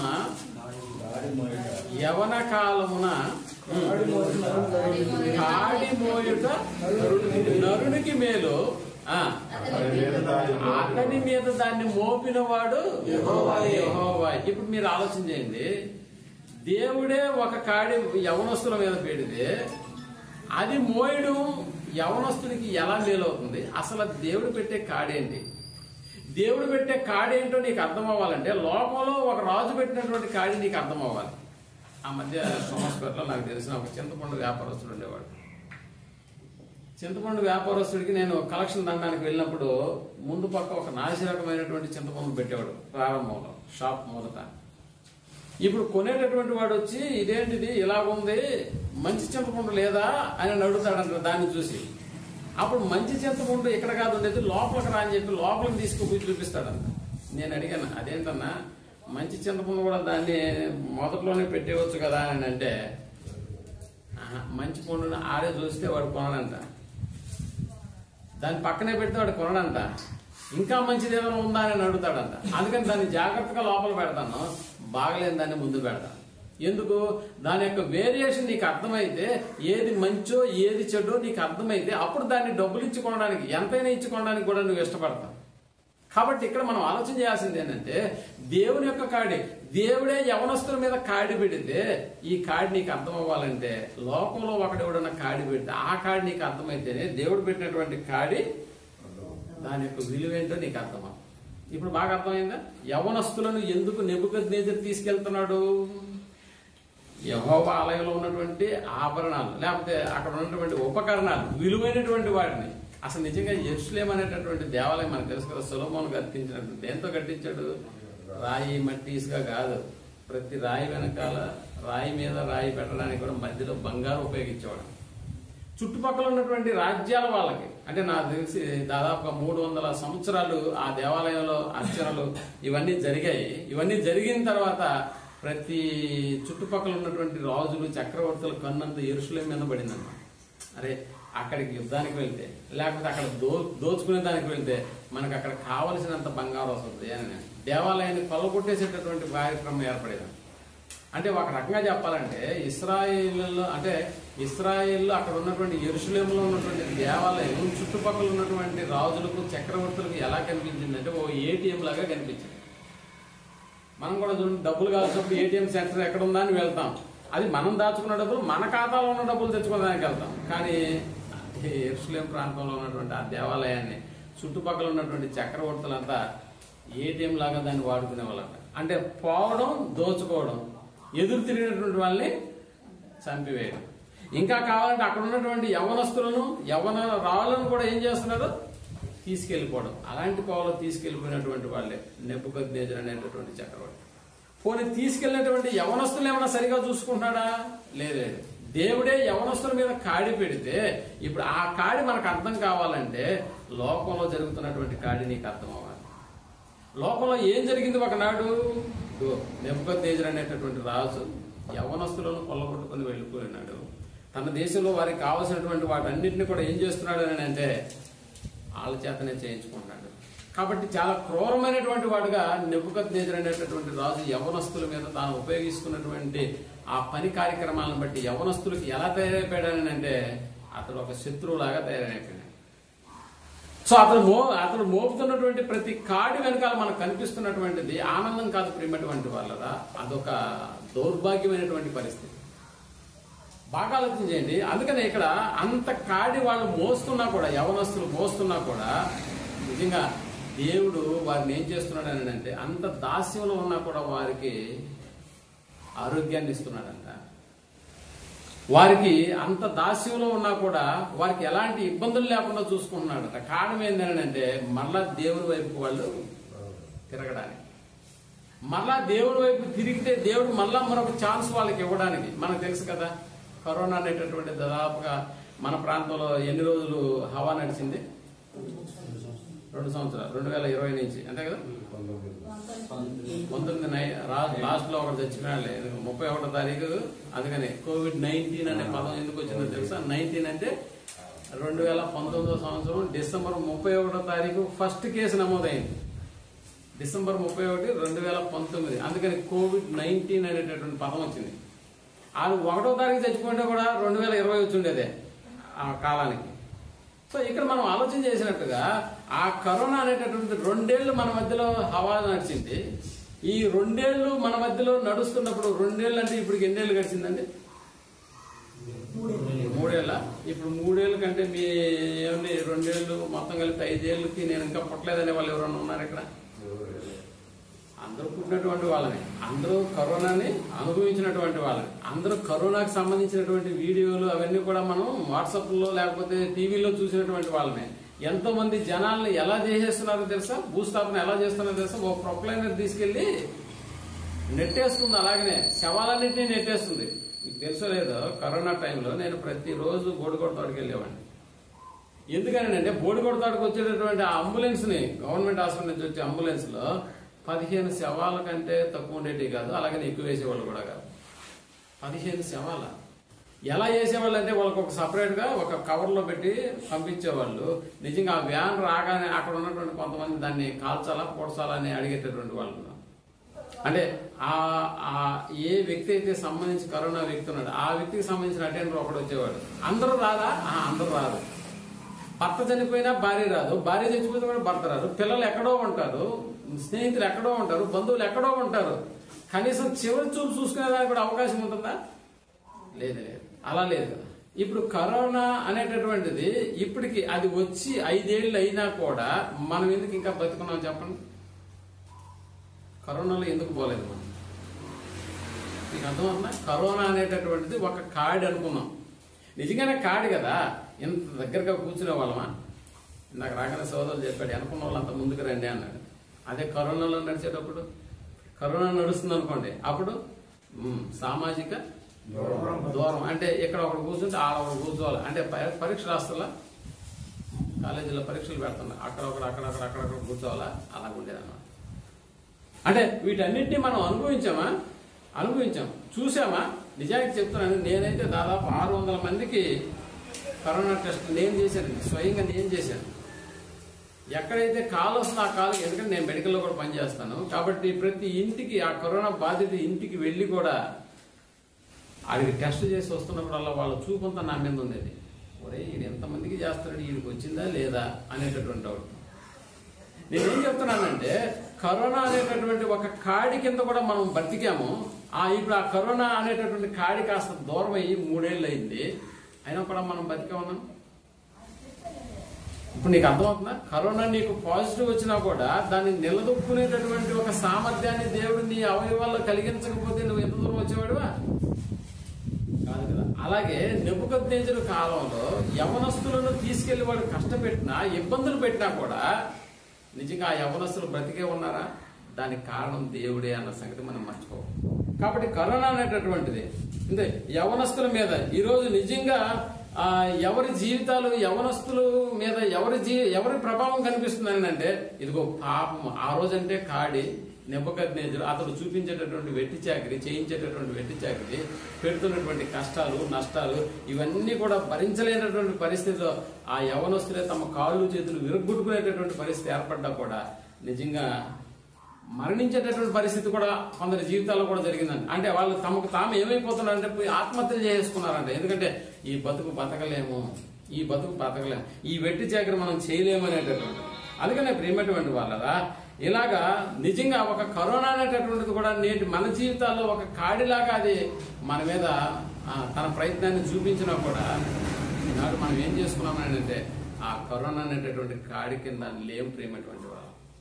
అయినా దాన్ని తప్పించుకొని ఇంకా ముందుకు ఒక 3 సంవత్సరాల తర్వాత కూడా ఇంకా మనం ఆరోగ్యంగా ఉన్నామని అంటే చాలా మంది మీకు తెలుసు కరోనా పాజిటివ్ వచ్చినప్పుడంతా కొంతమంది కొన్ని బూస్టర్ డోసులు ఇంజెక్షన్ వేసుకున్నారా? బూస్టర్ డోస్ తెలుసా మీకు ఆ పదం? అయినా వేసుకున్నారు, అయినా కూడా కొంతమంది మరణించారు. ఎవరు మరణించారు? మనకు ముఖ్యమైనటువంటి మనకి మినిస్టర్గా పనిచేసినటువంటి ఆత్మకూర మినిస్టర్ ఎవరైనా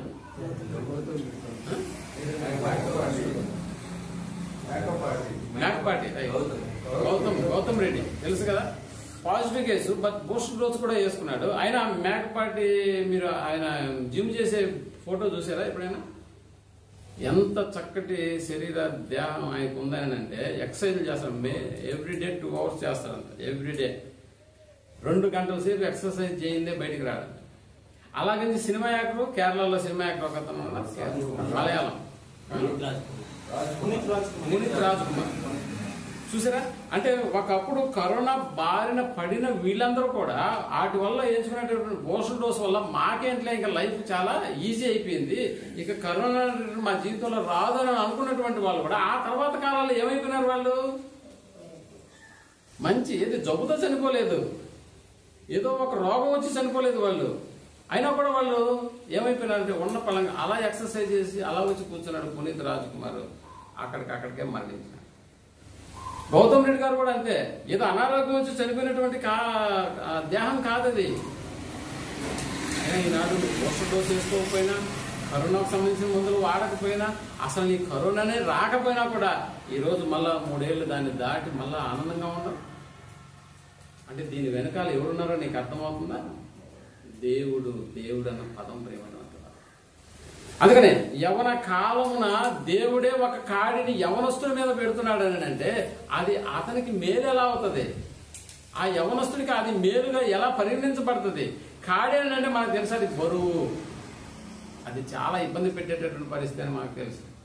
నరుడికి మేలు అన్న పదాన్ని వాడుతున్నాడు, నిజానికి కాడి అన్న పదాన్ని కూడా వాడుతున్నాడు. అది పెట్టింది కూడా దేవుడే అన్న పదం కూడా వాడుతున్నాడు.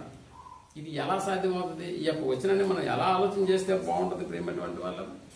అందుకనే మనం ఆలోచన చేస్తే పాపం అనేటటువంటి కాడి కింద నాడు ప్రతి ప్రజలు కూడా అంటే ముఖ్యంగా యవనస్తులు అనేటటువంటి వాళ్ళు ఎలాగున్నారంటే పాపం చేయడానికి నిజంగా మన దేవుని యొక్క ఉగ్రతను మన మీద కనపరిస్తే ఏ వ్యక్తి కూడా ఆ ఉగ్రత నుండి తప్పించుకునే పరిస్థితి ఉండదు. కారణం ఏంటంటే పాపం ఏం చేసిందంటే ప్రతి ఒక్కరిని కమ్మేస్తుంది అన్న సంగతి. ముఖ్యంగా చెప్పాలని అంటే యవనస్తుల మీద ఆ పాపం ముఖ్యంగా ఎవరి జీవితాల్లో కనిపిస్తున్నాయని అంటే యవనస్తుల జీవితాల్లోనే చాలా చక్కగా కనిపిస్తుంది అన్న సంగతి మనం జ్ఞాపకం చేసుకోవాలి. నిజంగా మన యవ్వనంలోనే ఇంతగా మనం పాపం అనేటటువంటి దాస్యం కింద మనం కానీ చిక్కుపడిపోతే ఆ పాపం అనేటటువంటి దాస్యపు కాడి ఇంకా యవ్వన దశలోనే మన మీద ఉందని అంటే ఇప్పుడు యవ్వనంలోనే మనం చెడిపోయాం అనుకుందాం. కొంచెం యవ్వనంలోనే మనం దేవుని యొక్క దృష్టికి రాకుండా దేవుని యొక్క కాడిని మొయ్యడానికి కూడా ఇష్టపడకుండా ఇదిగో లోక సంబంధమైనటువంటి కాడినే మనం మోసుకుంటూ పాపం అనే దాస్యం కింద మనం నలిగిపోతున్నాం అనుకోండి. ఆటోమేటిక్ గా ఆ యవ్వనంలో ఉన్నటువంటి మనలను దేవుడే తన ఉగ్రతకు పాలు చేసి మనల్ని ఈ లోకం నుంచి తప్పించేసేస్తే నష్టపోయేది మనమే అన్న సంగతి మనం జ్ఞాపకం చేసుకోం. ఎందుకయ్యా యవనంలోనే మనుషుల్ని లేపేస్తున్నాడు దేవుడు అంటే యవనస్తులు చనిపోవట్లేదా? చాలా మంది బైక్ యాక్సిడెంట్లు లేకపోతే ఇంకేదైనా అనారోగ్య సమస్యలు కూడా యవనస్తులను పీడిస్తూ ఉన్నాయి. అయినా కూడా యవనస్తులు ఎందుకు చంపేస్తున్నాడు దేవుడు? జీవ మరణాలు దేవుని యొక్క వశమన్న సంగతి మనకు తెలుసు. ఒకరిని చేయాలన్నా ఒకరిని మరణంలోకి పంపించాలన్నా దేవుని యొక్క ఉద్దేశాలు ఎందుకు కారణమవుతున్నాయన్న సంగతి మనకు అర్థమవుతున్నప్పుడు ఏమిటి యవనస్తుడే కదా, మరి అతన్ని కాపాడి ఇంకా దేవుని యొక్క కార్యక్రమాలు అతను ఉపయోగించుకోవచ్చు కదా అన్న ఆలోచన కూడా మీకు రావచ్చు. అయినా కూడా వాడు కాలం కాకముందు వాడు మరణంలోకి వెళ్ళిపోతున్నాడు. కారణం ఏంటంటే యవనస్తుడుగా ఉన్నటువంటి నువ్వే యవన కాలానికి సంబంధించినటువంటి కార్యక్రమాలు, ముఖ్యంగా లోక సంబంధమైనటువంటి కార్యక్రమాలన్నీ యవన కాలాన్ని అంతా గడిపేస్తే నీకు ఆ తర్వాత కాలంలో నీకు వివాహం అవుతుంది. వివాహం అయిన తర్వాత నీకు పిల్లలు పుడతారు. ఆ పిల్లలు కూడా యవన కాలంలోకి వచ్చిన తర్వాత నీలాగే తయారవుతారన్న దేవుని యొక్క ఆలోచనను నువ్వు ఆలోచించగలిగేవా ఎప్పుడన్నా? నేనే నా యవన కాలంలో సరిగా దేవుని కొరకు బ్రతకుండా ఉండేటటువంటి పరిస్థితి నా జీవితంలో ఏర్పడినప్పుడు ఇప్పుడు నాకు కొద్ది రోజుల తర్వాత నాకు వివాహం అవుతుంది. నాకు వివాహం అయిన తర్వాత నాకు పిల్లలు పుడతారు.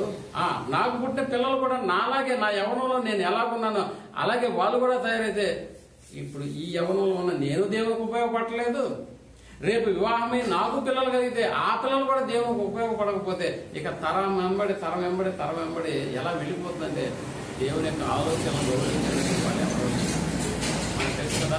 ఇశ్రాయేలులో అనేక అద్భుతాలు జరిగించినటువంటి దేవుడు యెహోషువ గ్రంథంకి వచ్చేసేటప్పటికి, న్యాయాధిపతుల గ్రంథంకి వచ్చేసేటప్పటికి యెహోవానైనను ఆయన చేసిన కార్యములనైనను ఎర్రగది ఒక తరం ఒకటి పుట్టింది అన్నాడు. చూడండి 2వ అధ్యాయం 10వ వచనం, న్యాయాధిపతుల గ్రంథం 2వ అధ్యాయం 10వ వచనాన్ని మనం ఆలోచించగలిగాం. ఆ తరము వారందరూ తమ పితరుల యొద్దకు చేర్చబడింది. వారి తరువాత యెహోవానైనను ఆయన ఇశ్రాయేలు కొరకు చేసిన కార్యములనైనను ఎరుగని తరం ఒకటి పుట్టగా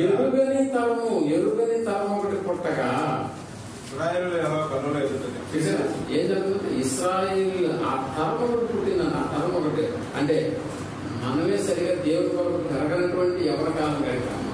ఇక మన తర్వాత మన తర్వాత వచ్చినటువంటి అనేకమైన పిల్లల్ని మళ్ళీ మనం అలా పెంచేటటువంటి కార్యక్రమం మనం జరుగుతుందా? మనమే అలా బతకలేదు కాబట్టి మన తర్వాత వచ్చినటువంటి మన తరానికి కూడా ఇలాంటి కార్యక్రమం ఏమైనా చూపిస్తామో మనం చూపించలేదు. కాబట్టి యెహోవానైనను ఆయన చేసిన కార్యములనైనను ఎరగని ఒక తరం ఒకటి పుట్టిందన్న సంగతి గురించి మాట్లాడాలి. నిజానికి మనకు తెలుసు తండ్రి అయినటువంటి దేవుని యొక్క ఆలోచనను మనం గమనించగలిగితే ఈనాడు ప్రతి యవనస్తుడు మాత్రమే కాదు, మనిషి అన్నటువంటి ప్రతి ఒక్కడు కూడా ఏ కాడికలో ఉన్నాడు అన్న సంగతిని మనం జ్ఞాపకం చేసుకుంటే ఒక్కసారి మనం కీర్తన గ్రంథం 103వ అధ్యాయం 10వ వచనాన్ని మనం ఆలోచించగలం. కీర్తన గ్రంథం 103వ అధ్యాయం 10వ వచనం, మన పాపములను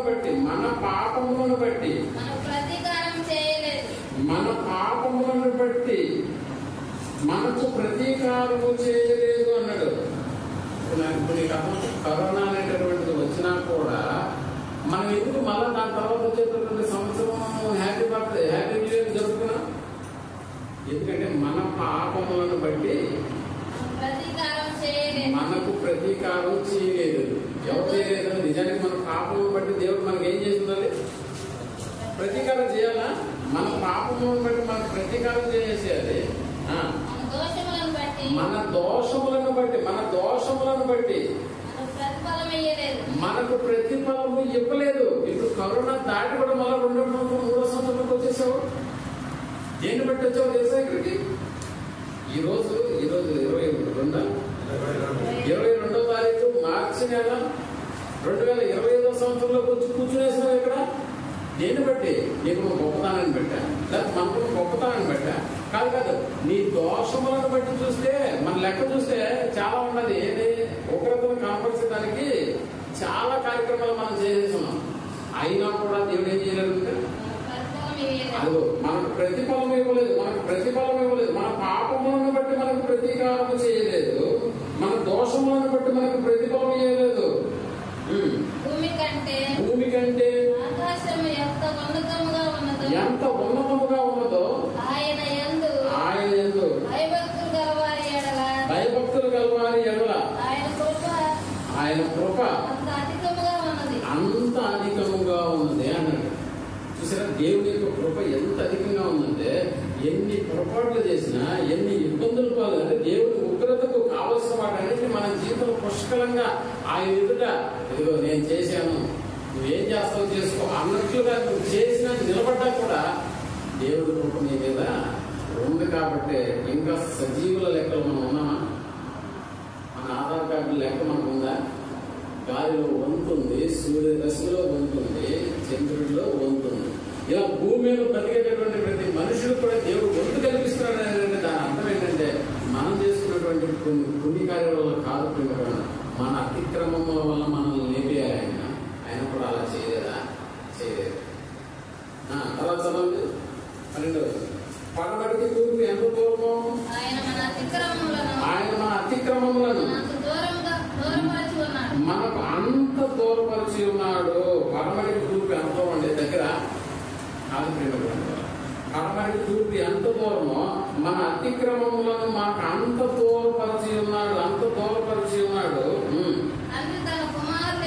తండ్రి తన కుమారుల ఎడల జాలి పడినట్లు యెహోవా తన యందు భయభక్తులు గలవారి ఎడల జాలి పడును. అంటే దేవుని యొక్క ఆ జాలి మన అతిక్రమాలను బట్టి అయితే మనల్ని ఎప్పుడో లేపేసి ఉండాలి. కానీ మన అతిక్రమాలను బట్టి దేవుడు ఎప్పుడు మనల్ని ఏం చేస్తున్నాడంటే కాపాడటం. దేనికి అలా కాపాడటం? దేనికి కరోనాను దాటించి కూడా ఇక్కడికి వచ్చి కూర్చొని పెడుతున్నాడు అంటే దేవుని యొక్క ఉద్దేశంలో నువ్వు నేను ఉన్నాను కాబట్టి, దేవుని యొక్క ప్రణాళికలు నువ్వు భాగస్తులుగా ఉన్నావు కాబట్టి పరలోకం అనేటటువంటి ఆ స్వాస్థ్యం నీకు నాకు ఇవ్వడానికి దేవుని యొక్క మనల్ని ఏం చేస్తున్నాడు అంటే బ్రతుకునిచ్చాడు. ఆ బ్రతకడానికి మనకు కావాల్సిన అన్ని ఏర్పాట్లు మనకు పుష్కలంగా దయచేస్తున్నాడు దేవుడు. కొన్ని దేశాలకు వెళ్ళి మీరు గమనించగలిగితే తినడానికి కూడా ఆహారం లేక తిండికి అన్నం లేకుండా చనిపోతున్నటువంటి దేశాల్లో ఉన్న ప్రజలను మీరు గమనిస్తే నిజంగా మనం వారికంటే ఎంత అదృష్టవంతులు మన సంగతి మనకు అర్థం. కాబట్టి మన గొప్పతనాన్ని బట్టి దేవుడు మనల్ని ఇంకా బతికించలేదన్న సంగతి మనం జ్ఞాపకం పెట్టుకోవాలి.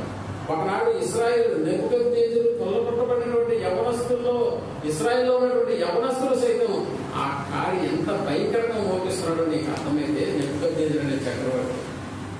అందుకనే దేవుడు చెప్తున్నాడు వాడి కాడిని విరగొట్టి ఇదిగో నేను మళ్ళా మిమ్మల్ని యథాస్థానంలోకి తీసుకొస్తాను అన్న సంగతి మనం జ్ఞాపకం చేస్తున్నాం. మళ్ళా ఎలా ప్రకారంగా మిమ్మల్ని నేను తీసుకొస్తాను, మిమ్మల్ని నిలుపుతాను అనేటటువంటి పదాన్ని వాడుతున్నాడు. అయితే ఈసారి నేను మోపేటటువంటి కాడిని మోయడం అది నీకు చాలా సులువైంది. నెబుకద్నెజరు మోపినటువంటి కాడి చాలా కష్టమైనటువంటిది, చాలా కష్టమైనటువంటి వాడిది. కానీ ఈసారి నేను మోపేటటువంటి కాడి అందుకని యవ్వన కాలమున ఏం చెప్తాడు? 43వ అధ్యాయం విలాపవాక్యాలు 3వ అధ్యాయం 27 వచనాన్ని మనం ఆలోచించగలిగితే యవ్వన కాలమున కాడి మోయుట నరునికి మేలు అన్నాడు. చూసినా ఇశ్రాయేలులో ఉన్నటువంటి యవనస్తులను తీసుకెళ్ళినటువంటి నెబుకద్నెజరు అక్కడ తన రాజ్యంలో వారికి పెడుతున్నటువంటి కష్టాలు, వారు పడుతున్నటువంటి ఇబ్బందులను జ్ఞాపకం చేసుకుని ఇశ్రాయేల్లో ఉన్నటువంటి యవనస్తులు ఏమైనా ఆలోచన చేస్తున్నారో తెలుసా? ఒరే మన దేశంలోనే ఉండుంటే, మన దేశంలో మనకున్నటువంటి మన తండ్రి అనే దేవుని యొక్క మాటలు మనం ఇస్తూ ఉంటే ఈనాడు ఇంత పరిస్థితి ఏర్పడేది. దేవుడు మనకి ఇచ్చినటువంటి ఆజ్ఞలను మనం పాటిస్తూ ఆయనకు ఇష్టమైనటువంటి వారిగా మనం ఇశ్రాయేలు అంటే ఆ యెరూషలేము పట్టణంలోనే మనం బ్రతికే ఉంటే ఇదిగో ఈ రోజు ఇంతటి శిక్ష మనకు పడేది.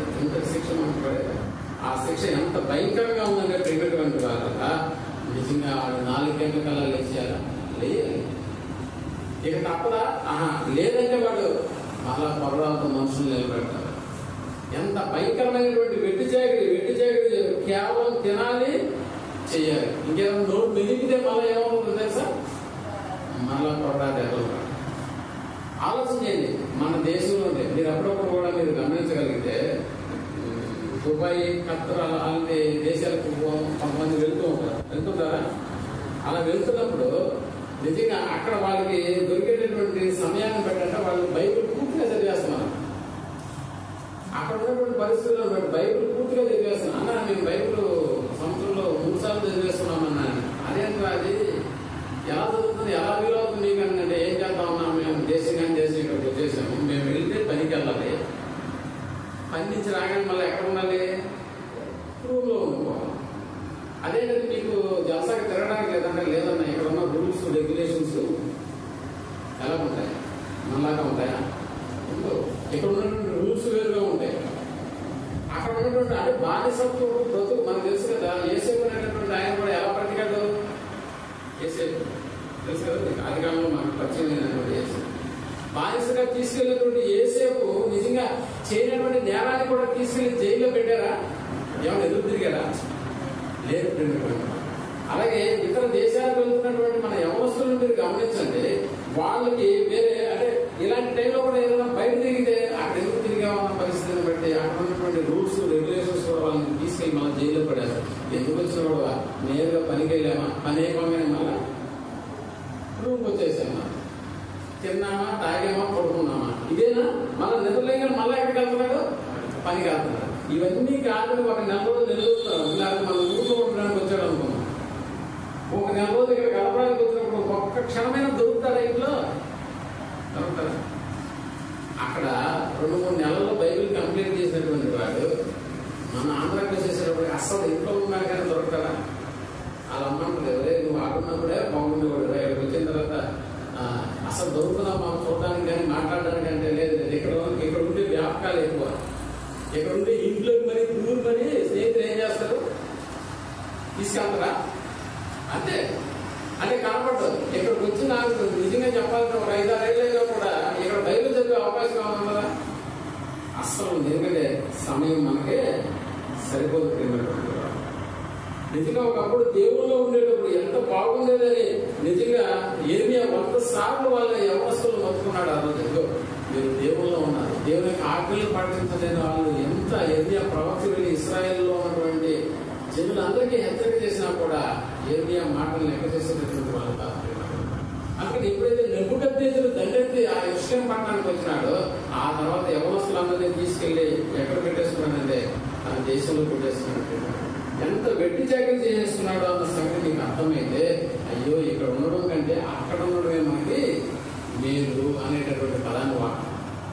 నిజానికి ఎంత వెట్టి చాకరీ చేస్తున్నటువంటి ఇశ్రాయేలులో ఉన్నటువంటి యవనస్తులు సైతము ఏ ఒక్కరికి కూడా ఇబ్బంది కలగకుండా వారిని మరణానికి పాత్రులు అయ్యేటటువంటి విధానాలు వాళ్ళు జరిగించిన దేవుడు వారిని ఇంకా ఎందుకు కాపాడుతున్నాడు అన్న సంగతి మనం జ్ఞాపకం చేస్తుంటే ఆ బబులోనులోకి వెళ్ళిన తర్వాత వీళ్ళకి అర్థం కాలేదు. దేవుని యొక్క ఆజ్ఞలు కలిగి తమకున్నటువంటి ఇశ్రాయేలు దేశంలో బ్రతకడమే చాలా ఉత్తమమైనటువంటి పని. అక్కడికి వెళ్ళిన తర్వాత కానీ ఇక్కడ జ్ఞాపకం రాలేదు. కాబట్టి ప్రియమైనటువంటి వల్ల ఇలాంటి కార్యం నుంచి తప్పించడానికి దేవుడు చేసినటువంటి ఒక గొప్ప ఏర్పాటు ఏమైందో అన్న సంగతిని 2వ సెషన్లో మేము చెప్పినటువంటి దేవుని యొక్క వాక్యాలు, అలాగే మీ ముందు మధ్యాహ్న కాలంలో ఉంచబడినటువంటి ప్రశ్న, ఇవన్నీ ఎలాంటివంటే ఏదైనా మీరు ఒక షాప్కి వెళ్ళినప్పుడు ఆ షాపు ముందు లోపల అమ్మబడే కొన్ని వస్త్రాలు తగిలించుంటారు. మీరు గమనించుంటారు. ఉదాహరణకి జెంట్స్ షోరూమ్కి వెళ్ళారనుకోండి, ప్యాంటు డ్రెస్సెస్ ఒక బొమ్మ లేకపోతే అలాంటి డ్రెస్ తగిలించుంటారు. అవి ఎందుకు అక్కడ తగిలిస్తారంటే ఇలాంటివి మా లోపల చాలా ఉన్నాయని చెప్పడానికి. అంటే మనం బయటనే అవి తగిలించి చూసారే ఈ దగ్గర 4 ఉన్నాయేమో, మనం కొంటే ఇవి కూడా అయిపోతాయేమో, తర్వాత అమ్ముకునే వాళ్ళకి ఇవి ఉండవేమో అనుకొని మనం ఇంకో షాప్కి వెళ్ళకూడదు. అలాగే ఇప్పుడు వేయబడినటువంటి ప్రశ్న కానీ చెప్పబడుతున్నటువంటి పాఠం కానీ ఇవి జస్ట్ షాపు బయట తగిలించే కొన్ని అంశాలు మాత్రమే. లోపల చాలా ఉంటాయి. లోపల అంటే నెక్స్ట్ లైఫ్ మినిస్ట్రీ, ఫేస్బుక్, మా సోదరులు మీ క్లాస్లో వివరిస్తారు దానికి సంబంధించి. సో అలాగే చాలా అంశాలతో కూడినటువంటి అద్భుతమైనటువంటి దేవుని మాటలు. ఇది నేర్చుకోవాలి, వినాలనుకునేటటువంటి వారికి మాత్రమే ఈ అవకాశం. అలాగే సమయాన్ని టైంపాస్ చేసే వాళ్ళకి ఇది పనికిరాదు. ఎందుకంటే మీకు తెలుసు కదా, ఇప్పటి వరకు నేను మాట్లాడిన తీరు పద్ధతి అరిచి చెప్పలేదు, అర్థమయ్యేటట్లు చెప్పాను. ఇది మీకు అర్థమైతే చాలు. ఇంకా మనం ఎప్పుడైనా కలుసుకునేటప్పుడు ఇంకా మరికొన్ని విషయాలు మనం మాట్లాడదాం. లేకపోతే మనం పాఠంలోకి వెళ్లే ముందు ఉదయం ఏం జరిగిందో ఒకసారి మళ్ళీ మనం జ్ఞాపకం తెచ్చుకుందాం. ఇశ్రాయేలీయులు అంటే దేవుడు యవనస్తుల మీద కాడేంటి, అది వాళ్ళకి మేలుకలంగా ఎలా ఉంటుంది అని చెప్పడానికి లోకంలో ఉన్న కాడిని గురించి మనం మాట్లాడుతున్నాం. ఆ కాడి ఏంటంటే నెబుకద్నెజరు అనేటటువంటి చక్రవర్తి ఇశ్రాయేలు ఉన్నటువంటి యెరూషలేము పట్టణం మీద దండెత్తి యవనస్తులందరినీ దాదాపుగా 4600 మందిని తమ ప్రదేశాలకు తీసుకెళ్లి వాళ్ళని అతిథులుగా చూడకుండా బానిసలుగా వారిని చూసినటువంటి దాఖలు. అక్కడ వారికి సరైన భోజనం లేక, ఉన్నదానికి వసతులు లేక, ఏదైనా అనారోగ్యం వస్తే చూపించకుండా ఇలాంటి వాటిలో అక్కడ ఉన్నటువంటి యవనస్తులైన ఇశ్రాయేలీలు వాళ్ళు ఆలోచన చేశారు, అదేదో మన దేశంలోనే దేవుడు చెప్పినటువంటి పద్ధతుల ప్రకారం మనం జీవించుంటే ఈ కాడి మనకి తప్పిపోయింది అనేటటువంటి ఆలోచన వచ్చింది. సో ఇలా మళ్ళా దేవుని యొక్క కార్యక్రమాల పైన వాళ్ళు ఏం చేసేవాళ్ళు అంటే, దేవునిలో ఉండేటప్పుడు మనం ఎంత బాగుంటామో అన్న సంగతి ప్రవక్త అయినటువంటి యెర్మియా చాలాసార్లు వాళ్ళని హెచ్చరిక చేశాడు. అంటే మీరు దేవుని యొక్క ఆజ్ఞలకు అనుకూలంగా బ్రతకండి, అప్పుడు మీ భవిష్యత్తు కూడా బాగుంటుంది, మీ పిల్లల భవిష్యత్తు బాగుంటుందని ఎన్నిసార్లు ప్రవక్త ద్వారా దేవుడు హెచ్చరిక చేసినా కూడా అక్కడ ఉన్నటువంటి ఇశ్రాయేలు ప్రవక్త మాట వినలేదు.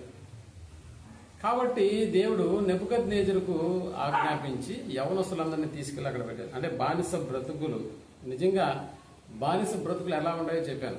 50 మందికి సరిపడా భోజనాన్ని తీసుకెళ్లి 100 మందికి పెడితే ఎలా ఉండదో మనం ఆలోచన చేసుకుంటే, ఒకనాడు ఇశ్రాయేల్లో ఉన్నటువంటి యవనస్తుల పరిస్థితి అది. సో కాబట్టి ఇప్పుడు ఏం చేయాలి, బబులోను రాజు కాడిని దినదినము మోయడం కంటే, అంటే నెబుకద్నెజరు పెట్టినటువంటి కాడిని దినదినము మోయడం కంటే దేవుని కాడినే మోసేస్తే మన జీవితం చాలా బాగుండేది కదా అన్న ఆలోచనలోకి ఇశ్రాయేలు యొక్క యువకులందరూ కనెక్ట్ అయినారు. ఎలాగో మనం ఇక్కడికి వచ్చేసి ఇబ్బంది పడిపోయాం కాబట్టి మనం మళ్ళా దేవుని యొక్క ఉద్దేశాలు నెరవేర్చేటటువంటి కార్యక్రమంలోకి వెళ్తే ఈ కాడి మన మీద లేకుండా పోతుంది. అలా అనుకున్నప్పుడు నిజంగా ఇక్కడ యెర్మియా గారు ఏం చేస్తున్నారంటే, మళ్ళా విలాప వాక్యాలు రాసింది కూడా యెర్మియా గారే. ఆ విలాప వాక్యాల్లో రాస్తూ బబులోని కాడి కింద ఉండడం కంటే దేవుని యొక్క కాడి కింద ఉండడం మేలు అన్న పద్ధతిని గురించి వివరిస్తున్నాడు. అందుకనే మీకు విలాప వాక్యాలు 3వ అధ్యాయము 27వ వచనంలో మీకు చెప్పబడినటువంటి మాట కనిపిస్తుంది. దానికంటే ముందు 19వ వచనం నుంచి చదువుకుంటూ వస్తే దాని పూర్వపరాలు ఇలా ఉంటాయి. నా శ్రమను నా దురవస్థను నేను తాగిన మాసిపత్రిని చేదును జ్ఞాపకము చేసుకొనుము. మొత్తం చదువుకుంటా వచ్చేసింది. ఎడతెగక నా ఆత్మ వాటిని జ్ఞాపకము చేసుకుని నాలో కృంగి ఉన్నది. అది నీకు ఇంకను జ్ఞాపకం ఉన్నది కదా. నేను దీన్ని జ్ఞాపకము చేసుకొనగా నాకు ఆశ పుట్టుచున్నది. యెహోవా ఎలాంటి వాడంట? కృప కలిగినటువంటి వాడు.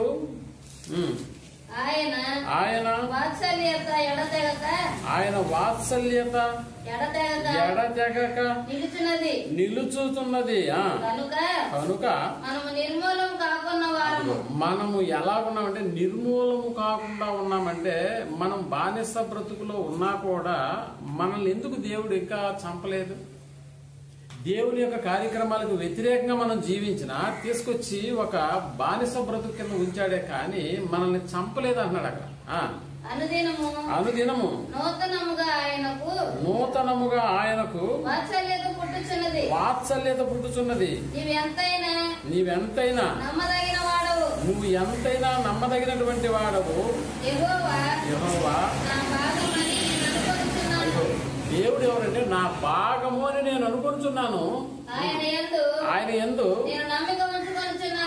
యందు నేను నమ్మిక ఉంచుకొనుచున్నాను. తన్ను ఆశ్రయించు వారి ఎడల యెహోవా దయాళుడు. తన్ను వెదుకు వారి ఎడల ఆయన దయచూపువాడు. నరులు ఆశ కలిగి యెహోవా అనుగ్రహించు రక్షణ కొరకు యెహోవా అనుగ్రహించు రక్షణ కొరకు ఓపికతో కనిపెట్టుకుని మంచిది. యవ్వన కాలమున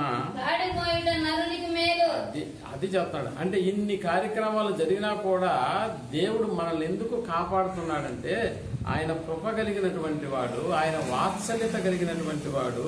కాబట్టి కరోనా వచ్చి 3 ఏళ్ళైనా కూడా కరోనాలో మనల్ని చంపలేదు. కరోనాలో మనల్ని ఇబ్బంది పెట్టలేదు. అలాగే ఇశ్రాయేల్లో ఉన్నటువంటి యవనస్తులు కూడా ఎలా ఆలోచన చేస్తున్నారంటే, ఇదిగో బబులోను రాజు మనల్ని తీసుకెళ్ళినా కూడా మనకు అక్కడ ఎలాంటి ఇబ్బంది లేకుండా, అంటే ఆ బబులోను రాజు నెబుకద్నెజరు యొక్క కాడి బలమైందనే కాదంటలేదు, దానివల్ల ఇబ్బంది పడ్డ మాట వాస్తవమే, అయినా కూడా మనం చచ్చిపోవాలి. కానీ దేవుడు మరలా మనల్ని ఎందుకు అలా ఉంచాడు, బ్రతకనిచ్చాడంటే ఆయన వాత్సల్యత కలిగినటువంటి వాడు ఆయనని అక్కడ ఇశ్రాయేల్ యొక్క యవనస్తులు ఒకరికొకరు కనెక్ట్ అవుతున్నట్టుగా ఉంది. అలా కనెక్ట్ అవుతున్నటువంటి దినాలను ఏర్మియా గారు ఇలా చెప్తున్నాడు. చెబుతూ 27 వచనంకి వచ్చేసేటప్పటికి యవన కాలమున అదిగో యవన కాలమున కాడి మోయుట అంటే బబులోను రాజు వారిని బ్రతికించడానికి వారి మీద కాడిని ఉంచలేదు, వారిని ఇబ్బంది పెట్టడానికే కాడిని ఉంచాడు, అంటే చంపడానికే వారి మీద కాడిని మోపాడు అన్న సంగతి మనం జ్ఞాపకం చేసుకున్నప్పుడు, నిజంగా చావడానికే ఇంత దానిని మనం మోసుకుంటూ ఉన్నప్పుడు మనం బ్రతికి ఉండడానికి దేవుని కాడిని మోయడం మేలు కదా అన్న ఆలోచనలోకి యవనస్తులు చేశారు. చంపడానికే ఆడు మన మీద కాడిని పెట్టి మన మీద ఇంతటి క్రూరంగా దారుణంగా అతడు చేస్తున్నటువంటి ఆ యొక్క సేవలు మనం అనుభవిస్తున్నాం కదా, మనల్ని చంపడానికే. కానీ దేవుని కాడి మనల్ని బ్రతికించడానికి అన్న పదాన్ని వాళ్ళు అర్థం చేసుకున్నారు. అందుకని యెరెమీయా గారు చెబుతూ యవన కాలమున కాడి మోయుట నరునికి మేలు అన్నాడు. అంటే మనం బ్రతకడానికి దేవుడి కాడిని మోస్తే బాగుంటది కదా. చావడానికి కాడి మోయడం కంటే బ్రతకడానికి ఇప్పుడు ఎవరి కాడిని మోస్తే బాగుంటది, దేవుని కాడిని మోస్తే బాగుంటది అని ఇశ్రాయేల్ అందరూ కనెక్ట్ అయినటువంటి యవనస్తుల యొక్క ఆలోచన ఇక్కడ మనం గమనించగలిగితే, నిజంగా వాళ్ళు దేవుని పక్షాన వచ్చి ఇశ్రాయేల్ యెరెమీయా ప్రవక్త చెప్పినట్టుగా వారి యొక్క తమ మనసులను మార్చుకున్న తర్వాత కొన్ని సంవత్సరాలకు యేసు ప్రభుల వారి యొక్క కాలం వచ్చింది. అంటే మొదటి శతాబ్దపు కాలం. యేసు ప్రభుల వారు ఈ లోకానికి వచ్చి ఎన్నో అద్భుతమైనటువంటి విషయాలు, పరలోక సంబంధమైనటువంటి విషయాలు మనలాగా శరీరాన్ని ధరించుకొని మనతో అంటే మనుషులతో ఆనాడు ఉన్నటువంటి తన తరం వారితో మాట్లాడుతూ ఇదే కాడిని గురించి ఏం మాట్లాడుతున్నాడు ఒక్కసారి మత్తయి గారు రాసిన సువార్త 11వ అధ్యాయం 27-28 వచనాలు మనం చూస్తాం. మత్తయి రాసిన 27 సమస్తమును నా తండ్రి చేత నాకు అప్పగింపబడి ఉన్నది. 11, 27, 28, 29 చదువు. ప్రయాసపడి భారము మోసుకొనుచున్న సమస్త జనులారా నా యొద్దకు రండి. ఏంటన్నా ప్రయాసపడి భారము మోసుకొనుచున్న వారులారా సమస్త జనులారా నా యొద్దకు రండి, నేను మీకు విశ్రాంతి కలుగజేతును. నేను ఎలాంటి వాడిని అంటే సాత్వికుడను. నెబుకద్నెజరు ఎలాంటి వాడు, క్రూరుడు. నేను ఎలాంటి వాడిని, సాత్వికుడను, దీన మనస్సు గలవాడను. కనుక మీ మీద నా కాడి ఎత్తుకొని నా యొద్ద నేర్చుకొనండి. నా కాడి ఎత్తుకొని నా యొద్ద నేర్చుకొనండి. అంటే నెబుకద్నెజరు వాడిన కాడి వేరే, నెబుకద్నెజరు వేరే. అర్థమవుతుందా నా పాయింట్? నెబుకద్నెజరు వాడిన కాడి వేరే, నెబుకద్నెజరు వేరే. ఇప్పుడు యేసు ప్రభుల వారి కాడి వేరే, యేసు ప్రభుల వారు వేరే. యేసు ప్రభుల వారు ఎలాంటి వారని చెప్తున్నాడు, నేను సాత్వికుడను, నేను సాత్వికుడను, దీన మనస్సు గలవాడు. ఇప్పుడు నెబుకద్నెజరు కఠినుడు, దయా దాక్షిణ్య పూర్ణుడు కాదు, దానికి వ్యతిరేకమైనటువంటి వాడు. అందుకని ఇప్పుడు యేసుప్రభుల వారు ఏం చెప్తున్నానంటే, నేను కూడా కాడిస్తాను, నా కాడి నన్ను అంటే ఏం చెప్తున్నాడు అక్కడ, మీ మీద నా కాడి ఎత్తుకొని నా యొద్ద నేర్చుకోనండి, అప్పుడు మీ ప్రాణమునకు విశ్రాంతి దొరుకును. ఏలయనగా అది నా కాడి ఎలాంటిదంట, సులువుగాను నా భారము తేలికగాను ఉన్నది అన్నాడు. ఇప్పుడు ఆలోచన చేయండి, నెబుకద్నెజరు ఉంచిన కాడి ఇశ్రాయేలు యవనస్తుల మీద ఎలాంటిది, భారమైనది, కష్టమైనటువంటిది, తట్టుకోలేక తమను తాము చంపుకునేటటువంటి స్థితికి తీసుకొచ్చేసినటువంటి కాడి. కానీ ఇప్పుడు అదే యేసుప్రభుల వారు చెప్తున్నటువంటి మాట ఏంటంటే, ప్రయాసపడి భారం మోసుకుంటున్న వాళ్ళరా నా యొద్దకు రండి, నా దగ్గరకు వచ్చి మీరు ఏం చేయాలి? నా కాడిని మీరు ఎత్తుకోండి అంట. ఎత్తుకొని నా దగ్గర నేర్చుకొని నెబుకద్నెజరు కాడి వేరే, నా కాడి వేరే. ఆయన కాడి కఠినమైనటువంటిది, ఆయన కాడి ఇబ్బంది పెట్టేటటువంటిది, ఆయన కాడి శ్రమలతో కూడినటువంటిది. బట్ నా కాడి చాలా సులువైనటువంటిది అన్నాడు. చాలా సులువైనటువంటిది. నా కాడి యొక్క భారము చాలా తేలికైనటువంటిది అన్న పదం ఇక్కడ మనకు అర్థమవుతుంది. ప్రేమటువంటి అంటే ఆ రోజు వచ్చినటువంటి అనారోగ్యం, అంటే ఆ కాడి వల్ల, నెబుకద్నెజరు కాడి వల్ల అనారోగ్యం వస్తే ఏం చేయాలంటే భరించాలి. ఆ కాడి మనశ్శాంతి లేకుండా చేస్తుంది, భరించాలి.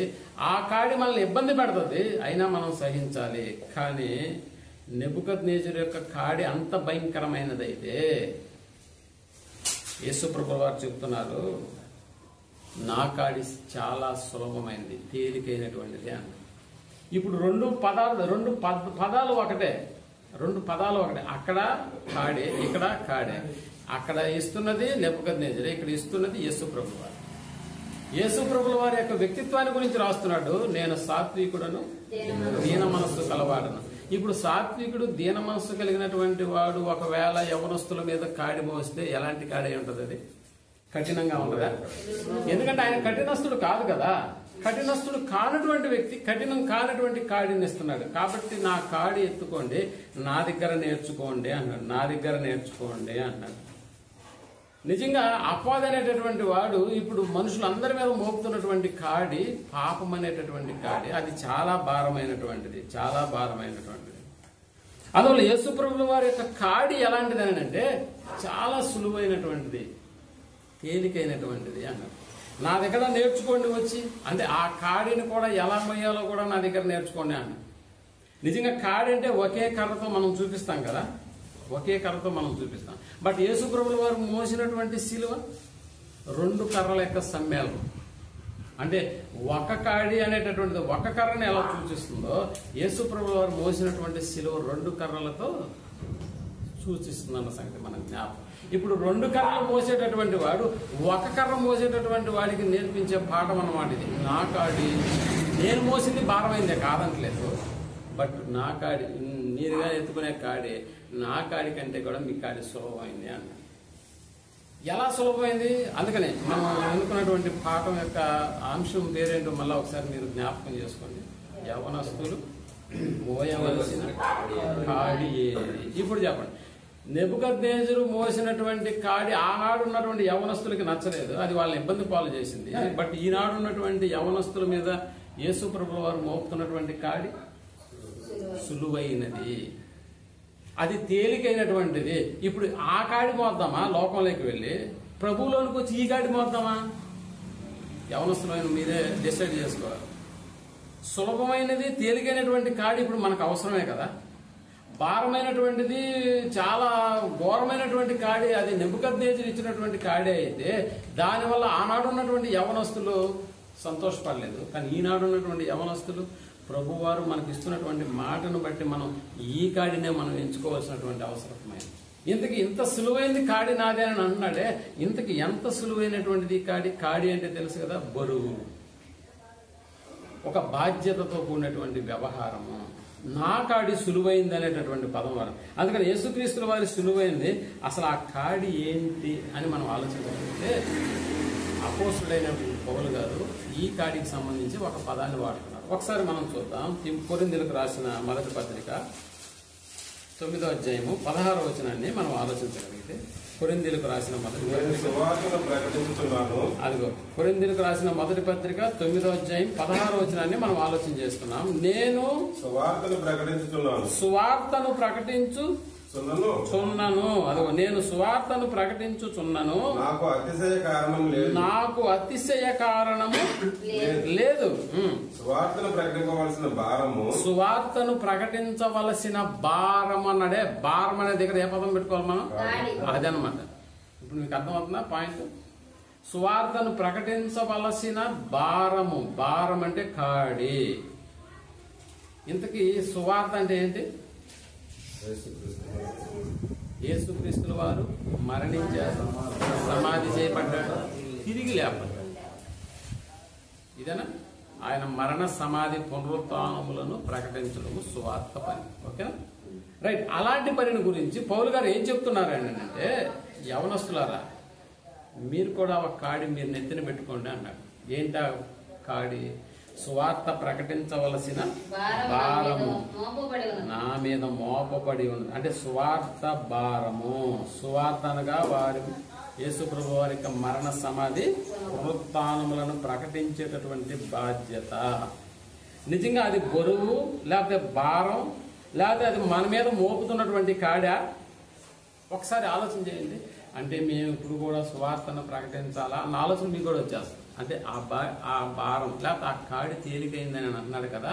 ఇప్పుడు మనం కూడా అందరం ఏం చేయాలని అనుకుంటున్నామంటే, మనం కూడా సువార్త చెప్పాలేమో. ఎలాగా? సువార్త చెప్పడానికి నాకు ఏ పాఠాలు రావే, నాకు ఏ సంగతులు రావే. ఇప్పుడే ప్రశ్న అడగమన్నా కూడా అడగడానికి కూడా నేను సంశయం పడుతున్నానే. ఏ ప్రశ్న అడగాలో కూడా నాకు అర్థం కావట్లేదే. ఇలాంటి పరిస్థితుల్లో నేను లోకంలోకి వెళ్ళి సువార్త ప్రకటిస్తే వీలవుతుందా అన్న డౌట్ కూడా మీకు రావచ్చు. అంతే కదా? ఆయన కాడి సులువైంది అని అనుకున్నాం. ఇంతకి సులువైంది కాడి అనే పదం వెనకాల మనకు కనిపిస్తున్నది ఏంటి? పౌలు గారి మాటలో సువార్తను ప్రకటించవలసిన భారము. అది ఆయనపై మోపబడి ఉన్నదని. అంటే ఇప్పుడు నేను వాక్యాన్ని నేర్చుకుని వెళ్ళి అర్జెంటుగా సమాజంలోకి వెళ్ళి ఇప్పుడు నేనేం చేయాలి? సువార్త ప్రకటించాలా? ఇదేదో సులభమైనది అని అన్నాడే, మరి దీని వెనకాల ఎంత కష్టం కూడా ఉందా అని మీరు అనుకోవచ్చు. ప్రియమైనటువంటి వారు, సువార్త ప్రకటన అనేటటువంటిది చాలా ఖర్చుతో కూడుకున్నటువంటి పని. ఏదో వెళ్ళి ఒక గంట సేపు వాక్యం చెప్పేసి వచ్చేటటువంటిది కాదు ప్రియమైనటువంటి వారు. దానికి ఎంత ఖర్చు పెట్టాలో తెలుసా? నిజంగా ఆ ఒక సువార్త ప్రకటన జరగాలి ఒక ఊర్లో ఒక గ్రామం అని అంటే, ఇలా అంటే మీకు అందరికి ఇంటిమేషన్ చేసి క్రాంతి పదే పదే ఫోన్ చేసి గుర్తు చేస్తున్నాడు కాబట్టి మీరు లేటుగానైనా కూడా ఇక్కడికి వచ్చేసినారు. అదే ఊరందరి మనుషులను ఒక దగ్గరికి చేర్చాలంటే చిన్న పనే? అసలు అవుతుందా అలాగా?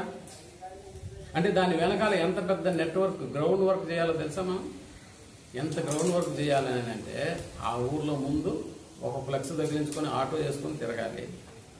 ఇంకా చెప్పాలంటే వాల్ పోస్టులు ఎత్తుకొని ఊరూరు అడ్డించాలి. మైక్ అనౌన్స్మెంట్ చేయాలి.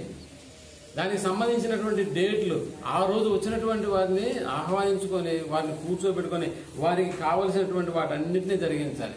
ఇప్పుడు మీరు ఆలోచన చేయండి. ఒరే స్వార్థ ప్రకటన అనేటటువంటిది అది నిజంగా భారంతో కూడుకున్నటువంటిదే, ఇంకా చెప్పాలంటే వ్యయంతో కూడుకున్నటువంటిదే. మరి దీని విషయంలో అందరి తీసుకెళ్లి నన్ను ఎక్కడ వాక్యం చెప్పిస్తారో అన్న ఆలోచన నువ్వు పడాల్సినటువంటి అవసరం లేదు. కానీ ఆ కార్యక్రమం జరుగుతుందే, గ్రౌండ్ వర్క్ అని అన్నానే. ఇప్పుడు దీంట్లో మీ అందరి ప్రతిభలు దాంట్లో కనపరిస్తే ఇప్పుడు మీరు సువార్త పనిలో కూడా మీరు ఏం చేసిన వాళ్ళు అవుతారు? పాలి భాగస్తులు అనేటువంటి వాళ్ళు అవుతున్నారు. పాలి భాగస్తులు అంటే ఇప్పుడు మేము కూడా గత 4-5 సంవత్సరాల క్రితం మేము కూడా సువార్త ప్రకటన కార్యక్రమంలో భాగంగా పబ్లిక్ మీటింగ్లు పెట్టాం. పబ్లిక్ మీటింగ్లో నైట్ పూటలు అయితే నేను కూడా వెళ్ళి వాల్ పోస్టులు ఎతికిచ్చాను. అంత అవసరం ఉంటుందా? నాకు అంత అవసరం ఉంటుందా ఈ వయసులో? లేదు. అంటే ఈ బాధ్యతను ఎవరు తీసుకోవాలి? ఇప్పుడు యవనస్తులు తీసుకోవాలి. అది ఇక్కడ చెప్తున్నటువంటి మాట. స్వార్థను ప్రకటించవలసిన భారము నా మీద ఉందన్నాడే. నిజంగా మీరు ఏ స్వార్థికునితోనైనా మీరు వాక్య ప్రకటన లేకపోతే మీరు చెప్పడానికి ఇంకా మీకు అనుకూలమైనటువంటి పాఠాలు మీరు నేర్చుకోలేదేమో, ఒకరిని మెప్పించేటటువంటి తరగతులు మీరు చెప్పలేరేమో. కాబట్టి ఇప్పుడు చెప్పేవానికి మీరు ఏం చేయాలి? సహకారులుగా ఉండాలి. సువార్త పనిలో సహకారులుగా ఉన్న వారి పేర్లు కూడా ఎక్కడ రాయబడి ఉన్నాయంట? జీవ గ్రంథంలో రాయబడి ఉన్నాయి. సహకారుల పేర్లు. చరిత్రలో ఒకసారి దావీదు ఒక పట్టణం మీదకి యుద్ధానికి వెళ్తున్నాడండి. యుద్ధానికి వెళ్ళేటప్పుడు ఒక 500 మందిని సామాన్ల దగ్గర పెట్టేసుకుని ఈ సామాన్లని జాగ్రత్తగా చూసుకోండి అన్న. మరొక 500 మందిని తనతో పాటు తీసుకెళ్ళాడు. యుద్ధం చేసి అక్కడ ఉన్నటువంటి పట్టణాన్ని కొల్లగొట్టి అక్కడి నుంచి తీసుకొచ్చారే బంగారు వెండి ఇవన్నీ కూడా అన్ని తీసుకొచ్చేసి ఇక్కడ సామాన్ల దగ్గర ఉన్నారే వీళ్ళందరి ముందు వాటిని పరిచేసినారు. అప్పుడు దావీదు అన్నాడు, రే సామాన్ దగ్గర ఎంతమంది ఉన్నారు వాళ్ళకు కూడా యుద్ధానికి వచ్చినటువంటి వాళ్ళకి ఎంత వస్తుందో వీళ్ళకి కూడా అంతే ఇవ్వండి, పంచండి అన్నాడు. కాపలా ఉన్నవాడికి కూడా సమానమే అన్నాడు. నా పాయింట్ అర్థమైంది? యుద్ధ సామాగ్రి దగ్గర కాపలా ఉన్నవాడికి ఎంతో యుద్ధం జరిగించిన వాడికి కూడా అంతే అన్నాడు. ఇప్పుడు మీకు అర్థమవుతుందా? సువార్త పని అంటే నువ్వే చేయాల్సిన అవసరం లేదు. సువార్త పనిలో నువ్వు పాలిభాగస్తుడు అయినా కూడా ఇప్పుడు నీ పేరు అందులో ఎక్కించబడుతుందా? పాలిభాగస్తుడు అంటే ఎలా చేస్తావు? ఎలా చేస్తావు? నువ్వు వాక్యాన్ని ప్రకటించాల్సిన అవసరం లే. వాక్యాన్ని ప్రకటించడానికి అవసరమైనటువంటి గ్రౌండ్ నెట్వర్క్ ఉంటుంది. ఆ నెట్వర్క్ లో నీ కార్యక్రమం కానీ లేకపోతే నాది కాదు కదా, ఇది ఆల్దే కదా అని అనుకున్నావా, ఇక అయిపోయినట్టే. ఇంక నువ్వు సువార్త ప్రకటించవలసిన భారం నీ మీద ఉండదు. ప్రభు కాడి ఎంత సులభమైందో దానివల్ల వచ్చే మేలేంటో కూడా నువ్వు అనుభవించడానికి కూడా అర్హుడు కావు అన్న సంగతి నువ్వు జ్ఞాపకం పెట్టుకో. అందుకని మనం బాగా ఆలోచించగలిగితే నిజంగా యవనుడుగా మనం ఏం చేయగలుగుతాం, నువ్వేం చేయగలుగుతావు ఒక్కసారి నువ్వు ఆలోచించి.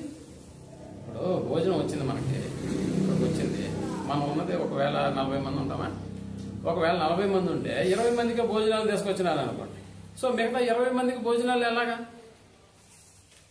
అందుకని యవనులుగా మీరు ఏం చేస్తారంటే, అన్న మాకు లేకపోయినా పర్లేదు, మీరు కడుపు నిండా తినండి అనగలిగే సామర్థ్యం ఉందా లేదా? అంటే తెచ్చుకున్న అన్నం సరిపోకపోయినా మనం భరించగలం. అసలు ఆ పూట అన్నం లేకపోయినా మనం ఉండగలుగుతాం. మనం అంటే నా ఉద్దేశం యవనస్తులని అర్థం, ఓకేనా? అంటే అన్నం సరిపోకపోయినా యవనంగా మీరు ఉండగలరు, పూర్తిగా సరిపోయినా మీరు దాన్ని ఆస్వాదించగలరు. నిద్ర 1 గంట నిద్రపోయి మళ్ళా లేచి మళ్ళా పని చేయాలన్నా చేయగలుగుతారా లేదా? యవనస్తులు చేయగలుగుతారు. అసలు పూర్తిగా నిద్ర లేకపోయినా చేయగలుగుతారా? ఆహారం తక్కువైనా చేయగలుగుతారు, ఆహారం లేకపోయినా కూడా ఇబ్బంది పడరు. బరువులు ఎత్తినా ఇబ్బంది పడరు. అంటే ఎంత పని చేయాలన్నా కూడా ఏ కాలం మనకు ఉపయోగపడుతుందని అంటే యవ్వన కాలము. ఎంత దూరమైన ప్రయాణం చేయగలుగుతావా? అవును, ఎంత దూరమైన ప్రయాణం చేయగలవు. ఎవరితోనైనా ఏ విధంగానైనా నువ్వు మాట్లాడగలుగుతావా? మీటింగ్ మేము పర్మిషన్ ఇస్తాం, ఏంటి ఇప్పుడు నీది ప్రాబ్లం ఏంటి? అసలు ఎవరురా దీనికి కన్వీనర్ ఎవరు ఏంటంటే ఆయనతో పని అన్న ముందు నాతో మాట్లాడు అని ఎవరు నిలబడతారు అక్కడ? యవనస్తులు. అంటే అంత సామర్థ్యం ఉందా మనకి? ఉంది. బరువులు ఎత్తగలవు, బరువులు మోయగలవు, సౌండ్ బాక్స్ ఎక్కడి నుంచి అక్కడికి తేగలవు, ఆ స్క్రీన్ కట్టగలవు, ఈ కుర్చీలు వేయగలవు, ఆ కుర్చీలు తీయగలవు, పట్టలు మడతేయగలవు, చిమ్మగలవు, వచ్చిన వారికి నీళ్లు తీయగలవు.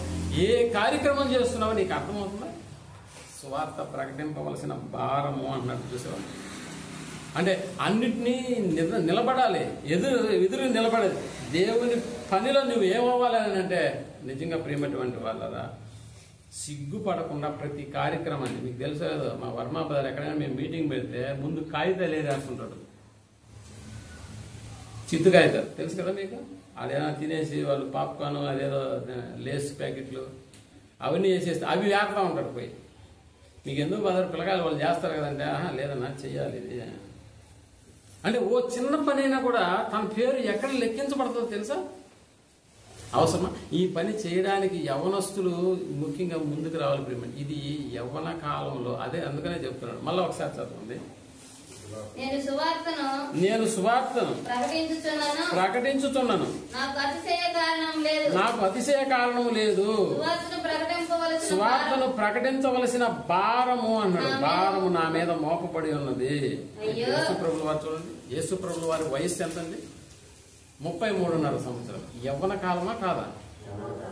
యవ్వన కాలం. యవ్వన కాలంలో ఆయన భరించినటువంటి, ఆయన మోసినటువంటిది ఏంటి? సిలువ అనేటటువంటిది. అందుకని నా కాడి చిన్నదే అన్నాడు. నా కాడి చిన్నదే. నిజంగా నేను ఇచ్చేటటువంటి కాడి చిన్నదే. ఎందుకు? నేను ఇచ్చే కాడి 1 కర్రతోనే ఉంటుంది, కానీ నేను మోసిన కాడి 2 కర్రలతో కూడినటువంటిది. అందుకే నా దగ్గర నేర్చుకోండి అన్నాడు. నా దగ్గర నేర్చుకోండి, నేను సాత్వికుడను, దీన మనసు కలిగినటువంటి వాడిని. ఇప్పుడు నేను పెట్టే బాధలు అవి బాధలుగా ఉంటాయా? భారము అన్నాడు. సువార్త ప్రకటించవలసినటువంటి భారం అన్నాడు. ముఖ్యంగా మీరు యవనస్తులు పిల్లలారా, మీరందరూ మీ కుటుంబాల్లో మీరు మాత్రమే దేవుని తెలుసుకుంటే సరిపోతుందా దేవునికి? అంటే మీ కుటుంబంలో మీ వెనకాల ఇంకెవరున్నారు? నీకు అన్న ఉండొచ్చు, అక్క ఉండొచ్చు, నీకు తమ్ముడు ఉండొచ్చు, చెల్లి కూడా ఉండొచ్చు. వీళ్ళతో పాటు నీకు అమ్మా నాన్న కూడా ఉండొచ్చు. వాళ్ళతో పాటు నీకు బంధువులు ఉన్నారా? ఉన్నారు. మరి వాళ్ళందరి విషయంలో నువ్వేం చేస్తున్నావు ఒక్కసారి ఆలోచించు. అంటే నువ్వు మాత్రమే రక్షించబడిపోయి నువ్వు మాత్రమే పరలోకం వెళ్ళిపోతే చాలా, వాళ్ళందరూ నెమ్మది లేని ప్రదేశంలో ఉంటే ఒరే ఒక్క రోజన్నా మాతో చెప్పుండొచ్చు కదరా, చెప్పి చచ్చుండొచ్చు కదరా అని ఆ రోజు నిన్ను తిట్టుకుంటారే, అప్పుడు నువ్వు తల దించుకోవాల్సిన పరిస్థితి. ఏ రోజున్నా మాతో మాట్లాడాడండి మావాడు? ఏ రోజున్నా ఒక రోజు ఇదిగో ఆ మీటింగ్కి రమ్మా, కొన్ని మాటలు వినైనా నువ్వు కొద్దిగా ఆలోచన చేస్తూ అని ఎప్పుడన్నా పిలిచావా అని ఆ రోజు అడిగితే నీ దగ్గర సమాధానం ఉంటుందా? లేదు. అంటే నిక్కచ్చిగా చెప్పాలంటే మన కుటుంబంలోని వారినే మనం ఇంకా ఏం చేయలేకపోతున్నాం? మార్చుకోలేకపోతున్నాం అంటే దాని అర్థం ఏంటి? సువార్తను వాళ్ళకి ప్రకటించకుండా ఆగిపోతున్నాం. ఎక్కడికి పోతున్నావురా అంటే చర్చికి నువ్వు పోతే సరిపోతుందా? నువ్వు వస్తే సరిపోతుందా? ఒకసారి నువ్వు ఆలోచించి, నీ ఇంట్లో నువ్వు ఒక్కడే చర్చికి వస్తే సరిపోతుందా? మీరు అప్పుడప్పుడు శుభకార్యాలకు వెళ్ళేటప్పుడు ఇంటికి ఒకటి పోతే సాల్లే అని అనుకుంటారు, అంతేనా? ఇంటికి ఒకటి పోతే సాల్లే అనుకుంటారు. ఇంటికి ఒకటి పోయి వచ్చేదానికి ఏమైనా శుభకార్యమా? ఇది పరలోకపు మార్గాన్ని తెలియజేసేటటువంటి ఆ గని ప్రియమైనటువంటి వాళ్ళ. మీరు కూడా గమనించండి, అప్పుడప్పుడు రెస్టారెంట్లు మీకు దారి పొడుగుతున్నా కనిపిస్తాయి. ఫ్యామిలీ రెస్టారెంట్ రాసి ఉంటుంది.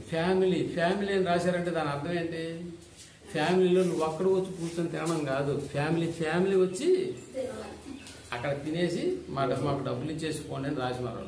అంటే ఒక లోక సంబంధమైనటువంటి వ్యాపారం చేసేవాడే నీ కుటుంబం వచ్చి మా దగ్గర తినేసిపోవాలని కోరుకుంటున్నప్పుడు మరి మంది పరలోకాన్ని పరిచయం చేసేటటువంటి కార్యక్రమం కదా. మన రక్షకుడైనటువంటి యేసు ప్రభుల వారిని మనం మన వాళ్ళకే పరిచయం చేయలేకపోతే, మన వాళ్ళే ఆయన మీద విశ్వాసాన్ని చూపించలేకపోతే దానికి ప్రథమ వరుసలో నిలబడేది నువ్వే, నీ కుటుంబంలో. బాగా గుర్తుపెట్టుకో. కాబట్టి ఒక లోకంలో కూడా ఒక సామెత ఉంది, ఇంట గెలిచి రచ్చ గెలువు అనే పదం ఉపయోగపడుతుందా? ఇక్కడ కూడా నీ ఇంట్లో వాళ్ళే నువ్వు సరిగా మందిరానికి తీసుకురాలేక, యేసు ప్రభువుల వారి మీద విశ్వాసం ఉంచేటటువంటి కార్యక్రమాన్ని చేయలేకపోతే ఇక్కడ లోకంలో ఉన్నటువంటి వాళ్ళ పరిస్థితి దగ్గరికి వెళ్ళగలుగుతావా? ఒకవేళ వెళ్ళినా ఏం చేయగలుగుతావు? అక్కడ ఇదిగో బాక్సులు మోస్తావేమో, పట్టలు మడస్తావేమో. కానీ ఈ కార్యక్రమం ఎక్కడి నుంచి మొదలవ్వాలి? నీకు ఎక్కడి నుంచి మొదలవ్వాలంటే నీ కుటుంబంలో నుంచే మొదలవ్వాలి. ప్రేమటువంటి వాళ్ళు నీ కుటుంబంలో. అందుకని నా కాడి సులువైనది అన్నారు ప్రసంగి గ్రంథంలో. విలాప వాక్యాలు 3:27 యవ్వనస్తులారా, మన మూలవాక్యం, నరునికి మేలు యవన కాలమున కాడి మోయుట నరునికి మేలు అన్నాడు. నరునికి మేలు. ఇప్పుడు కాడి అంటే ఏంటో అర్థమైంది, అది మోయడం అంటే ఏంటో కూడా మనం అర్థమైంది. ఇప్పుడు దానివల్ల ఏం మేలు కలుగుతుంది మనకి అని ఒకవేళ మనం ఆలోచించగలిగితే, యవన కాలమున కాడి మోయుట మేలు అనేటటువంటి పదం మనం విన్నాం కదా. ఇంతకీ మేలేంటి? ఏం జరుగుతుంది అలాంటి కాడిని మనం మోస్తే? యవ్వన కాలంలో మనకి మోస్తే అలాంటి కాలంలో ఏ మేలు జరుగుతుంది అని ఒకసారి మనం ఆలోచించగలిగితే, అదే జ్ఞానేటువంటి సొలొమోను రాసినటువంటి సామెతల గ్రంథము 18వ అధ్యాయం 22వ వచనాన్ని మనం ఆలోచించగలిగితే, సామెతల గ్రంథము 18వ అధ్యాయం 22. అదిగో భార్య దొరికిన వానికి మేలు దొరికేను అని ఉందా? భర్త దొరికిన ఆమెకు మేలు కలిగిన ఉందా? భర్త దొరికిన ఆమెకు మేలు దొరికాను అని పదం ఉందా? బైబిల్ ఎక్కడా కనపడుతుంది. కానీ కనిపించేది ఏంటో తెలుసా? భార్య దొరికిన వానికి మేలు అని. భార్య దొరికడం అనేటటువంటి ఒక మేల. ఇప్పుడు భార్య అంటే ఎవరికి ఏ అంటే నేను చెప్పేది ఏ కాలంలో, లేకపోతే ఏమంటారు దాన్ని, పసిపిల్లలుగా ఉన్నప్పుడు భార్య దొరకదు. యవ్వనంలో ఉన్నప్పుడే కదా భార్య అవసరం. యవ్వనంలో ఉన్నప్పుడే భార్య అవసరం. అంటే యవ్వన కాలానికి సంబంధించినటువంటి ఒక మేలుని ఇక్కడ దేవుడు మనతో ప్రస్తావిస్తున్నాడు. ఏంటా మేలు? అది భార్య దొరికిన వానికి మేలు. నిజంగా ప్రేమటువంటి వాళ్ళ దేవుని పనిలో కష్టపడుతున్నటువంటి నీకు ఒక మంచి భార్యను తీసుకొచ్చి నీకు అంత కట్టడం ఇప్పుడు ఎవరి బాధ్యత అయిపోయిందో తెలుసా? లోకంలో నువ్వు వెతుక్కుంటా ఉంటావు. ఆ మధ్య వాట్సాప్లో వస్తుంది, 10th క్లాస్ చదివిన వాళ్ళకి, ఇంటర్మీడియట్ చదివిన వాళ్ళకి మ్యాట్రిమనీ ఇదిగో చూడండి, మీకు కావాల్సిన వాళ్ళని ఎన్నుకోండి అని వస్తుందా? విన్నారా మీరు? వాట్సాప్లో వస్తుంది. అప్పుడు చూడండి, ఎవరు పెళ్లిగాని వాళ్ళు చెప్పి పెళ్ళైన వాళ్ళు. అంటే నేనేం చెప్తున్నాను మీకు అర్థమైతే, దేవుని వలన వచ్చేటటువంటి ఒక అమ్మాయి ఉంది, అది ఆ అమ్మాయి నీకు భారీగా వస్తే అది నీకు ఏంటని అంటున్నాడు? అది మేలు అంటున్నాడు. లోకంలో ఉన్నటువంటి వాళ్ళు నిజంగా వెతుక్కునే పనిలోనే ఉంటారు. ఒరే ఆ పెళ్లిళ్ళ పేరకి ఫోటోలు ఇచ్చి ఏమైపోయింది అని అంటుంది అమ్మ. ఒకసారి ఏమన్నదంటే ఆడికి డబ్బులు ఇవ్వడమే దండగా, ఎందుకంటే వాడు ఏ అమ్మాయిని తీసుకొచ్చినా కూడా అది మనకు సెట్ కావట్లేదు. నిజంగా నువ్వు దేవుని పనిలో ఉండి చూడు, దేవుడే నీకు కావలసినటువంటి అమ్మాయిని తీసుకొచ్చి నీకు అంతకంతకపోతాడు. మీకు తెలుసు కదా, మనకు ఒక సూత్రం ఉంది, మొదట నా నీతిని నా రాజ్యమును వెతకండి. మొదట ఇప్పుడు ఏం లేదు, నువ్వు ఒక పని పెట్టుకో, లోకంలో ఒక పని కావాలని నువ్వు డిసైడ్ చేసుకో. ఈ సంవత్సరం ఎలాగైనా పెళ్లి కావాలని డిసైడ్ చేసుకో. నీ తల్లిదండ్రులు కూడా ఇదే మాట చెప్పు, అమ్మ నాకు ఈ సంవత్సరం పెళ్లి చేయాలనుకుంటున్నారా? అటైతే మనం ముందు చేయాల్సింది ఏంటంటే దేవుని రాజ్యాన్ని నీతిని వెతకదాం. అలా వెతికితే ఏమవుతుంది? దేవుని రాజ్యమును నీతిని వెతకండి, అప్పుడు అవన్నీ మీకు అనుగ్రహింపబడును. నువ్వు ఏ కార్యక్రమమైనా పెట్టుకో ఇంట్లో, ఇది చెయ్యాలి ఈ సంవత్సరం, ఇల్లు కట్టాలని అనుకో, ఒక సంవత్సరం టార్గెట్ పెట్టుకో. అలా పెట్టుకుని ఇంటి పనుల మీద తిరగబాకు. పెళ్లి కావాలనే ఈ పనిని నువ్వు ఊహించుకో. పెళ్లి ఈ సంవత్సరం ఎలాగైనా చేసేయాలా మా అబ్బాయి కానీ మీ తల్లిదండ్రులు అనుకున్నా కూడా, ఎలాగైనా ఈ సంవత్సరం మా అమ్మ నాయన మళ్ళీ నెక్స్ట్ ఇయర్ ఉంటారో ఉండరో, ఎలాగైనా నేను చేసుకోవాలని నువ్వు డిసైడ్ అయ్యో. కానీ పెళ్లి పనుల్లో తిరగ. ఉద్యోగం కావాలి అని నువ్వు నీ మనసులో డిసైడ్ అయిపోయి ఉద్యోగ ప్రయత్నాలు చేయబాకంటే 24 గంటలు దాని మీదనే కాన్సన్ట్రేషన్ చేయబాకు. ఆ మధ్య ఒకడు లాటరీ తగలాలని రోజు ప్రార్థన చేస్తున్నాడు. దేవుడు ప్రత్యక్షం అంటే ఎప్పటికీ లాటరీ తగలట్లా. దేవుడు ప్రత్యక్షం ఎవరే, నీకు లాటరీ తగలంటే ముందు లాటరీ టికెట్ కొనాలి రా అన్నాడు. అంటే నేను చెప్పేది బేసిక్ వర్క్ ఏదైతే చేయకుండా మనం ప్రయత్నాలన్నీ చేస్తుంటామో అలా కాదనమాట. చేయాల్సినవన్నీ చేసేసి దేవుడు, మనకు తెలుసు కదా, ఐసీయూలో మనకు సంబంధించినటువంటి పేషెంట్ ఎవరన్నా ఉంటే డాక్టర్ గారు అన్ని మొహంతో చూసుకొని బయటకు వచ్చి ఎవరైనా అంటే ఐసీయూలో ఉన్నటువంటి ఆయన ఏ దేవుని కొలుస్తాడో అని అడుగుతాడు. వచ్చి ఏం సార్ ఎలాగుంది మా వాడి కానీ అంటే, ఆ దేవుడిని ఇప్పుడు మీరందరూ కూడా ప్రార్థన, మేము చేయాల్సిందంతా ఇప్పుడు చేయాల్సింది ఎవరు? దేవుడు. అలాగనమాట. గ్రౌండ్ వర్క్ లో నువ్వు చేయాల్సిందంతా చేసేసి, నువ్వు చేయాల్సిందంతా అయిపోయిందా, ఇప్పుడు దేవుడు దిగుతాడు రకంలో. ఆయన దిగితే ఎలాగుంటుందని అంటే మారిపోతాయి తర్మ. మేము కూడా చాలాసార్లు మీటింగ్లకు డేట్లు ఇచ్చేస్తాం. మాకు తెలియదు కదా, ఇప్పుడు 22వ తారీఖు డేట్ ఇచ్చాము ఇక్కడ. ఈ రోజు పెద్ద తుఫాన్ వచ్చిందని అంటే అరే ఆ రోజు మాకు తెలుసు డేట్ మార్చుండే వాళ్ళని అనుకుంటే సరిపోతుంది. అలా మేము డేట్ ఇచ్చిన ప్రతిసారి ఉదయం నుంచి సాయంత్రం దాకా ఉరుములు మెరుపులతో ఉండేటటువంటిది. అప్పుడు అన్న ఈరోజు మీటింగ్ ఉంటుందా మనకి అని మా వాళ్ళు అడిగినప్పుడు ఉంటుంది. ఎందుకంటే మన ప్రయత్నంలో లోపం లేదు. మేము ఎన్నోసార్లు ఎన్నో అనుభవాలు ఇవి మా గుండెల నిండా హత్తుకుపోయిన ప్రియమైనటువంటి వారు. మీటింగ్ అయ్యేంత వరకు మళ్ళీ మేము క్షేమంగా ఇంటికి వచ్చిన తర్వాత ఎన్నోసార్లు వర్షం పడింది. అది ఒక సాక్ష్యం వాళ్ళే. నేనేం చెప్తాను మీకు అర్థమవుతుందా? నువ్వు దేవుని పనిలో ఉండు. అది చాలా ఈజీ కదా. సువార్త ప్రకటించవలసినటువంటి భారం అన్నాడే, అది భారం. నిజంగా మీరు ఆలోచించండి. అబ్రహాం తన కుమారుడికి కూడా ఇస్సాకుకు పెళ్లి చేయాలనుకున్నాడా? పెళ్లి చేయాలనుకొని ఇస్సాకును పంపించాడా పెళ్లి చూపులకి? ఎవరిని పంపించాడు? తన ఇంటి పెద్ద పాలేరుని పంపించాడు. ప్రేమటువంటి వాడు పెద్ద పాలేరు వెళ్ళిపోయి ఎవరిని చూస్తున్నాడంటే, పెద్ద పాలేరు కళ్ళు ఎలా ఉండాలంటే ఇస్సాకు కళ్ళు ఈయన పెట్టుకొని చూడాలన్నమాట. అంతేనా? మధ్య ఒకడు మా బాబాయ్ నా కళ్ళతో చూడు బాబాయ్ అన్నాడు ఒక అమ్మాయి. ఒరే అమ్మాయిని నా కళ్ళతో చూస్తే బాగలేదురా, వద్దు నీకని అన్నాడు. అలా కాదు, నా కళ్ళతో చూడు బాబాయ్ అన్నాడు. ఆడి కళ్ళతో చూసినప్పుడు ఆడికి బాగా కనిపిస్తుంది, నా కళ్ళతో చూసినప్పుడు సరిగా లేదు. ఒరే వద్దురా, ఇబ్బంది పడతావరా, ఆ అమ్మాయిని ఇబ్బంది పడతా అంటే అలా కాదు బాబాయ్ అన్నాడు. పెళ్లి చేసిన తర్వాత 2 ఏళ్ళకి 2 పిల్లకాయలు పుట్టారు, 3వ ఏడు వదిలేసాను. నేను చెప్పేవారే నీకు అప్పుడే చెప్పాను కదరా అని అంటే అప్పుడు అలా అనిపించింది. ఏం చెప్పాను అంటే నేనేం చెప్తాను నీకు అర్థమవుతుందా? నీ కళ్ళకు నచ్చే అమ్మాయిని నువ్వు తెచ్చుకోపోకు, దానివల్ల చాలా ఇబ్బందులు పడతావు. నిజంగా ఇస్సాకు దేవుని పనిలో దేవుని కాడిని మోసాడు. ప్రేమటువంటి తెలుసా నీకు? ఇస్సాకు దేవుని పనిలో దేవుని కాడిని మోసినటువంటి వ్యక్తి. ఎక్కడ మోసాడో తెలుసా? అబ్రహాము బలివు నీ కొడుకునేంటంటే తీసుకెళ్లి కత్తి ఒకటే పైన పైకెత్తి కింద చూస్తే ఎవరైనా కత్తికి ఇస్సాకి ఎంత టైం గ్యాప్ ఉందో తెలుసా నీకు? నిమిషం తేడా. ప్రేమటువంటి తల తెగిపోవాలంటే కత్తి కింద ఎవరయ్యా ఉన్నదేనంటే ఇస్సాకు ఎంత క్షణం తేడా తెలుసా? ఇంకా వదిలేసాడంటే కత్తి తల నరిగిపోవాల్సిందే. ఇప్పుడు దేవుడు వచ్చి ఆపాడు కాబట్టి సరిపోయింది. ఇక కిందకి దీని తర్వాత నాయన నువ్వు అంతే ఏమో అనుకున్నాను కానీ నువ్వు నన్నే చంపడానికి ఎంత దూరం వచ్చేసినావు అని నిజంగా ఇస్సాకు తండ్రి మీద లేనిపోని మాటలంటే బాగుంటుందా?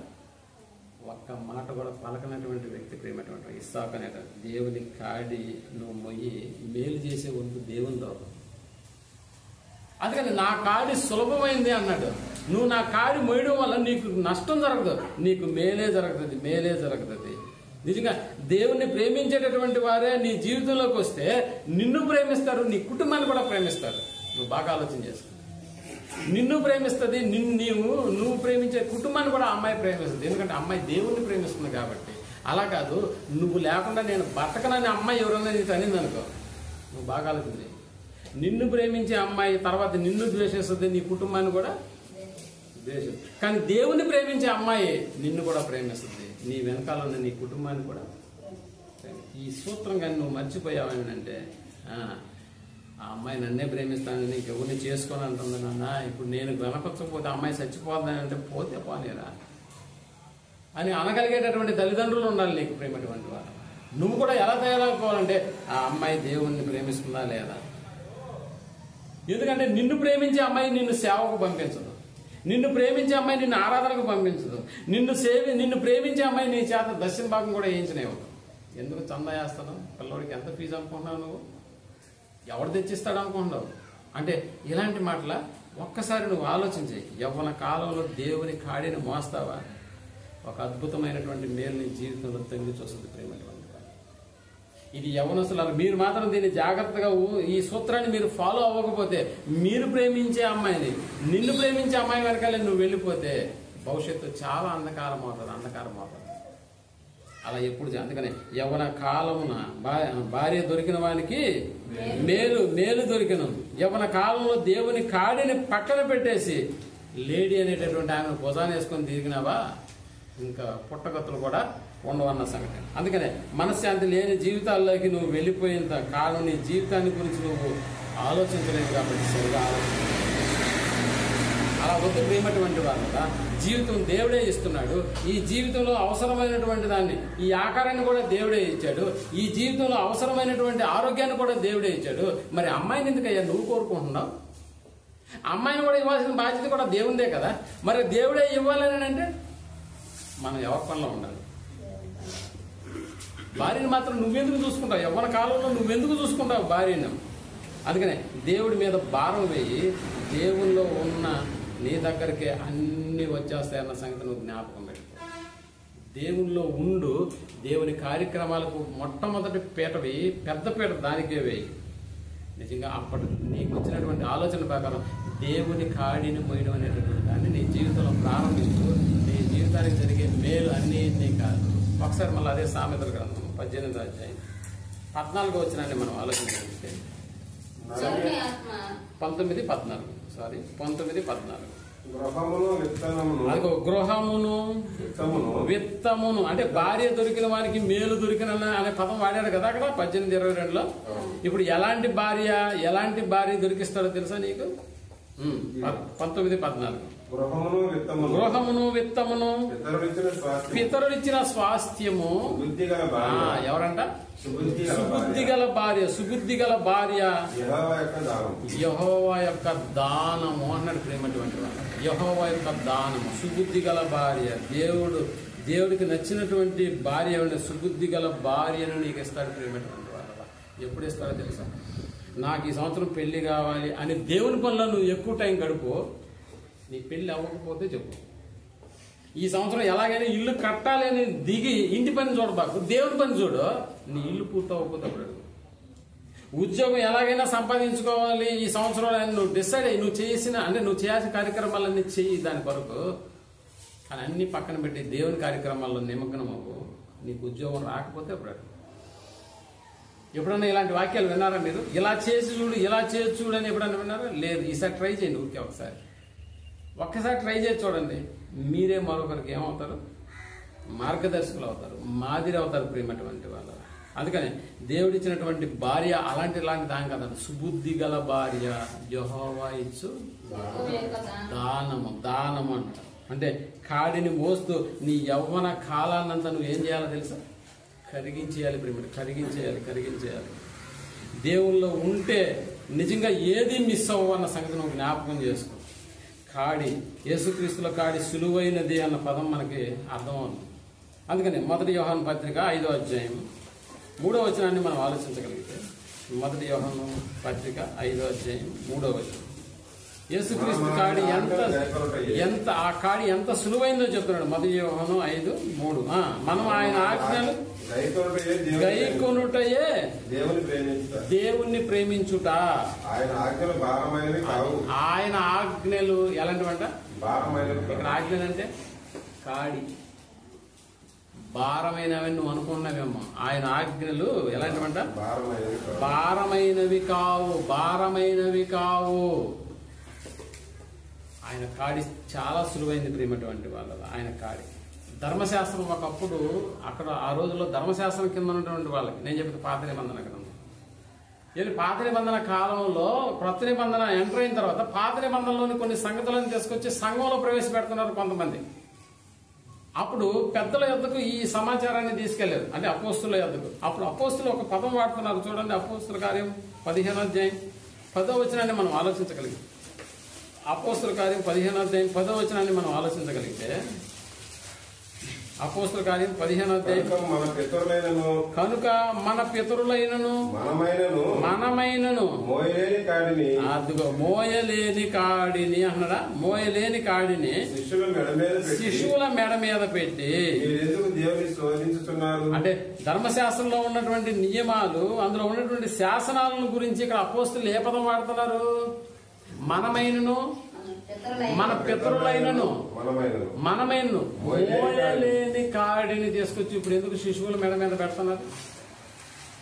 ఎందుకు ఇప్పుడు పెడుతున్నారు అంటే ధర్మశాస్త్రంలో ఉన్నటువంటి నియమాలు, శాసనాలు ఎలా ఉన్నాయి ఒకప్పుడు అంటే అవి మోయలేని కాడి. ఈరోజు ధర్మశాస్త్రం ఉందా మనం పాటించడానికి? పాత నిబంధన ఉందా?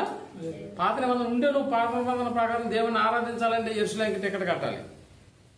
అది ఎప్పుడు?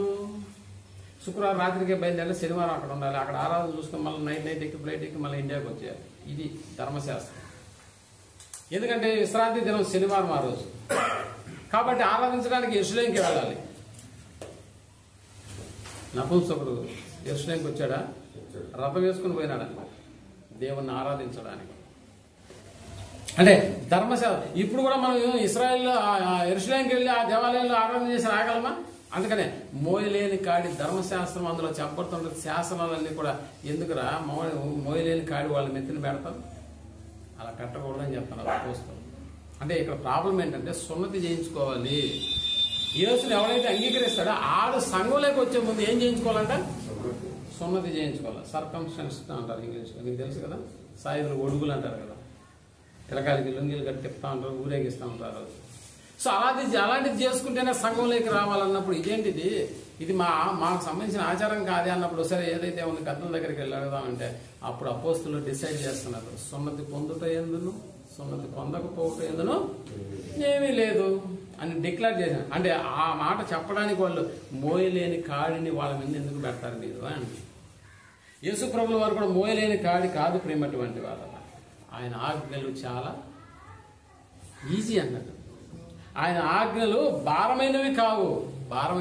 అందుకని నా కాడి చాలా సులువైంది అన్న. యవనస్తులారా మీరు ఆలోచించారు. దేవుని కార్యక్రమాల్లో నిమగ్నమై ఉండవలసింది మా పోటీ వయసు అయిపోయినటువంటి వాళ్ళ పరిస్థితి కాదు. వయసులో ఉన్నటువంటి మీరు ఎన్నో కార్యక్రమాలు దేవుని కొరకు చేయగలుగుతారు, ఎన్నో కార్యక్రమాలు చేయగలుగుతారు. అందుకని దేవుడు మిమ్మల్ని సెలెక్ట్ చేసుకుని ఈరోజు మీ ఇంటి దాకా ఫోన్ వచ్చింది, నీ జేబులో ఉన్న ఫోన్ నీకు మోగి ఈరోజు ఇక్కడికి రాని పిలిచింది ఎందుకో తెలుసా? మేమెవరో చేసినటువంటి కార్యక్రమం కాదు ఇది. నేనెక్కడ వాడిని, మీరెక్కడ వాడు. ఎక్కడెక్కడో ఉన్నటువంటి వారిని తీసుకొచ్చి ఇక్కడ కూర్చోబెట్టేసినాడు, ఈ మాటలు వినిపిస్తున్నాడు అని అంటే దేవుని సంకల్పంలో మీరు అందరూ ఉన్నారు. కాబట్టి స్వార్థ ప్రకటన అనేటటువంటిది ఒక కాడిగా నువ్వు భావించి అది నీ భుజాల మీద, అది నీకు ఏమంటారు, నీతో ఒక బాధ్యతలాగా నువ్వు ఫీల్ అవ్వు. దానివల్ల నువ్వు సంపాదించుకునేది మేలే తప్ప కీడు ఎంత మాత్రమూ ఉండదు. కాబట్టి దానివల్ల జరిగేది మేలే అని చెప్తాడు. నేనే మీ మీద ఆ కాడిని మోపుతున్నాను అన్నాడు. నేనే మీ మీద ఆ కాడిని మోపుతున్నాను. నా కాడి చాలా ఈజీ, సులువైంది, తేలికైనటువంటిది, బరువైంది కాదు, భారమైంది కాదు. ఎప్పుడు అర్థమైంది మనకు సులువైందని? ఇదిగో నెబుకద్నెజరు యెరూషలేములో ఉన్నటువంటి యవనస్తుల మీద కాడిని మనం పోల్చుకుంటే, అరే దేవుని ఆజ్ఞలు పాటిస్తూ అక్కడే ఉంటే మనకి ఈ గతి పట్టుండేది కాదు కదా. మీరు ఆలోచించండి, దేవుని కార్యక్రమాలు మీరు ఎక్కడికైనా వెళ్ళి చూడండి, ఎవరైనా మిమ్మల్ని అవమానపరిచినట్టు కానీ, కొట్టినట్టు కానీ, తన్నినట్టు కానీ ఉంటుందా? ఒకవేళ అలా జరిగించినా కూడా నా నిమిత్తము జనులు మిమ్మల్ని నిందించి, హింసించి, అబద్ధంగా చెడ్డ మాటలు ఎలా పలుకున్నప్పుడు కూడా మీరెవరు? ధన్యులు అనే పదం వాడుతున్నాడా? కానీ ఎప్పుడన్నా, ఇప్పుడు మేము వచ్చామండి ఇక్కడికి, మీరు రాగానే మమ్మల్ని ఆహ్వానించారు, మంచినీళ్ళు ఇచ్చారు, మంచి భోజనం పెట్టారు. ఇంతటి ఆతిథ్యాన్ని మేము పొందిన తర్వాత కూడా ఇది చాలా కష్టమైన కార్యక్రమం అనుకొని మేము ఇంటికి వెళ్ళిన తర్వాత అబ్బా అక్కడికి పోవాల్సిన అవసరం లేదు, మాకు సరిగా చూసుకోలేదు, మాకు సరిగా భోజనం పెట్టలేదు, మమ్మల్ని పరామర్శించలేదు అని చెప్పుకోగలుగుతామా? దేవుని పని ఎప్పుడు బెస్ట్గా ఉంటుంది. ప్రేమటువంటి దేవుని పని చెప్పుకో, దేవుని పేరు చెప్పి ఏ ఇంటికైనా వెళ్ళండి, రండి రండి అని పిలుస్తారు. మేము ఒక అన్యుడైతే దేవుని ఎరగినటువంటి వాడైతే పిలవకపోవచ్చేమో, కానీ అదే నీ యొక్క ఆలోచనలో వాడి యొక్క ఆలోచనలు కలిసినప్పుడు ఆ ఇంటికి నన్ను సాధారణంగా ఆహ్వానిస్తారు. ప్రేమటువంటి కూర్చోండి, చెప్పండి ఏ పని మీద వచ్చారు మీరు అన్నట్టు. ఆ మధ్య ఒక నైట్ పూట 11 గంటలకు ఒక ఆటో పోతుంటే హైదరాబాద్లో ఒక అమ్మాయి చేయి చూపించింది, ఆటో ఆగంగానే ఎక్కకుండా వద్దని చెప్పి పంపించేసింది. దాని వెనకాల ఇంకొక ఆటో వస్తా ఉంది.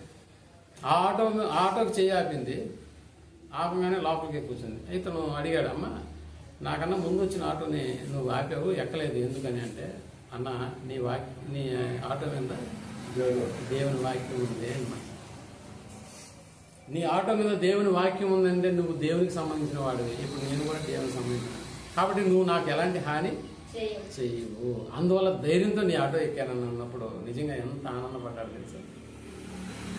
దేవుళ్ళో ఉంటే అన్నీ ఉంటాయి ప్రియమైనటువంటి వాళ్ళ, దేవుళ్ళో లేకపోతే ఏది ఉండదు. అన్నీ ఉన్నట్టు అనిపిస్తుంది, కానీ ఏది నీది కాదు. బాగా గుర్తుపెట్టుకో, దేవుళ్ళో ఉన్నప్పుడు నీకు ఏది కనిపించదు, కానీ దేవుళ్ళో ఉండి చూడు, నీకేం కావాలో ఆ టైంకి అన్ని ఆటోమేటిక్గా వచ్చేస్తాయి. ఇలాంటి ఎన్నో అనుభవాలు, ఇంత వయసు వచ్చినప్పుడు కూడా ఇన్ని అనుభవాల గురించి నేను ఎందుకు మాట్లాడుతున్నాను మీతో అంటే, అనుభవించాను కాబట్టి మీకు ఇంకా అనుభవించాల్సిన వయసు ఉంది. ఈ వయసులోనే మీరు ఒక మంచి నిర్ణయం తీసుకోండి. మంచి నిర్ణయం ఏంటంటే, దేవుని యొక్క కాడి, ఆయన కాడి చాలా సులభమైంది, తేలికైనటువంటి, భారం కానిది. దానివల్ల నువ్వు మేలు సంపాదించుకుంటావు. ఒకవేళ అన్న మాకు వివాహం అయిపోయింది కదా, మరి మా పరిస్థితి, మాకు కూడా ఇంకో భార్య దొరకదు అనుకోవచ్చు. మీరు అలా కాదు. ఉన్న భార్య మిమ్మల్ని బాగా చూసుకునే మంచి భార్యలాగా తయారవుతుంది. ఒకవేళ ఇప్పుడు దాకా నేను సరిగా చూసుకోలేదేమో, ఈ మాటలు విని ఈ ప్రకారం బ్రతుకుతున్న నీ బ్రతుకుని చూసి నిన్ను ఎంత బాగా చక్కగా చూసుకుంటుందో ఆ తర్వాత నీకే అర్థమవుతుంది. ఒకవేళ భార్య లేదా, దేవుడిచ్చే ఆ దానం కొరకు ఎదురు చూడాలి. మంచి అంటే అదే కదా మనకు రాసినటువంటి మాట, భార్య దొరికిన వానికి మేలు దొరికినన్నప్ప. ఆ మేలు నువ్వు మోసే కాడిని బట్టి డిసైడ్ అయి ఉంటుంది. కాబట్టి యవ్వన కాలంలో చేయవలసిన కార్యక్రమాలు చాలా ఉన్నాయి ప్రియమైనటువంటి వారు, చాలా ఉన్నాయి. కాబట్టి ఆ చాలా కార్యక్రమాలు ఈ వయసులోనే మనం చేయకపోతే మళ్ళీ ఎప్పటికీ మనం చేయలేం. కాబట్టి దేవుని యొక్క కార్యక్రమాలు చేయడంలో మీ వంతు సహాయాన్ని, సహకారాన్ని అనేటువంటి దేవునికి అందించండి. అద్భుతమైనటువంటి మేలు మీరు అందరూ పొందాలని కోరుకుంటూ ఈ మాటలు ముగిస్తున్నాను. మీతో చాలా సమయం గడపాలండి, అయినా నాకు సమయం లేదు. చాలా ఫోన్స్ వస్తూ ఉన్నాయి, అన్నింటినీ సైలెంట్లో పెట్టి నేను తర్వాత మాట్లాడుతున్నాను. కాబట్టి మేము ఇప్పుడు వెళ్ళిపోతాం. సోదరులు వర్మ భరత్ మిగతా టయాన్ని సోదరులు తీసుకుంటారు. మేము త్వరగా ప్రార్థన చేస్తాం. తర్వాత మా సోదరు సురేష్ 2 మాటలు చెప్పేసి మేము బయలుదేరి వెళ్ళిపోతాం. గమనించారా? మనం దయగలిగిన మాకన్న తండ్రి, ఈ మాటల పట్ల నీ బిడ్డలు ఎంతో ఆసక్తిగా కనపడతారు. ఉన్నటువంటి యవనస్తులు నా బలవంతుని చేతిలో బాణములు వంటి వారుగా మీ బిడ్డలు నానా ఉన్నతమైనటువంటి మీ మాటల మీద తమ హృదయాల్లో వాటిని పదిలపరచుకొని మీ వలన మేలు కలిగేటటువంటి కార్యక్రమం వాళ్ళు చేయలాగున అందుకు కావాల్సినటువంటి కాడిని నీ బిడ్డలు మోయడానికి, ఇష్టపడి మోయడానికి నీ బిడ్డలు అందుకు సహకరించే మనస్సును నీ బిడ్డలకు దయచేయమని కోరుకుంటూ వారిని, వారి తల్లిదండ్రులను, వారి కుటుంబాలను దీవించి ఆశించి కృపలో బలపరచమని అలా ఇంతటి కార్యక్రమాన్ని జరిగించినటువంటి మా సోదరులు మరి క్రాంతిని బట్టి, అలాగే మా సోదరులు మరి వర్మా బ్రదర్ని బట్టి ప్రత్యేకంగా మీకు కృతజ్ఞతలు చెల్లిస్తున్నాం. ఇంకా అనేక కార్యక్రమాలు నీ బిడ్డలు జరిగించేలాగా సహాయం చేసి అనేక విషయాలు అనేక మంది తెలియజెప్పడంలో నీ బిడ్డలు నాన్న ఇదిగో అనేక కార్యక్రమాలు మీ బిడ్డలు జరిగించేటటువంటి భాగ్యాన్ని దయచేయమని కోరుకుంటూ ఈ ప్రార్థనను మా రక్షకుడు మీ ప్రియకుమారైనటువంటి యేసుప్రభుల వారి నామం ప్రార్థించరి వేడుకుంటున్నాను తండ్రి. అందరికీ వందనాలు.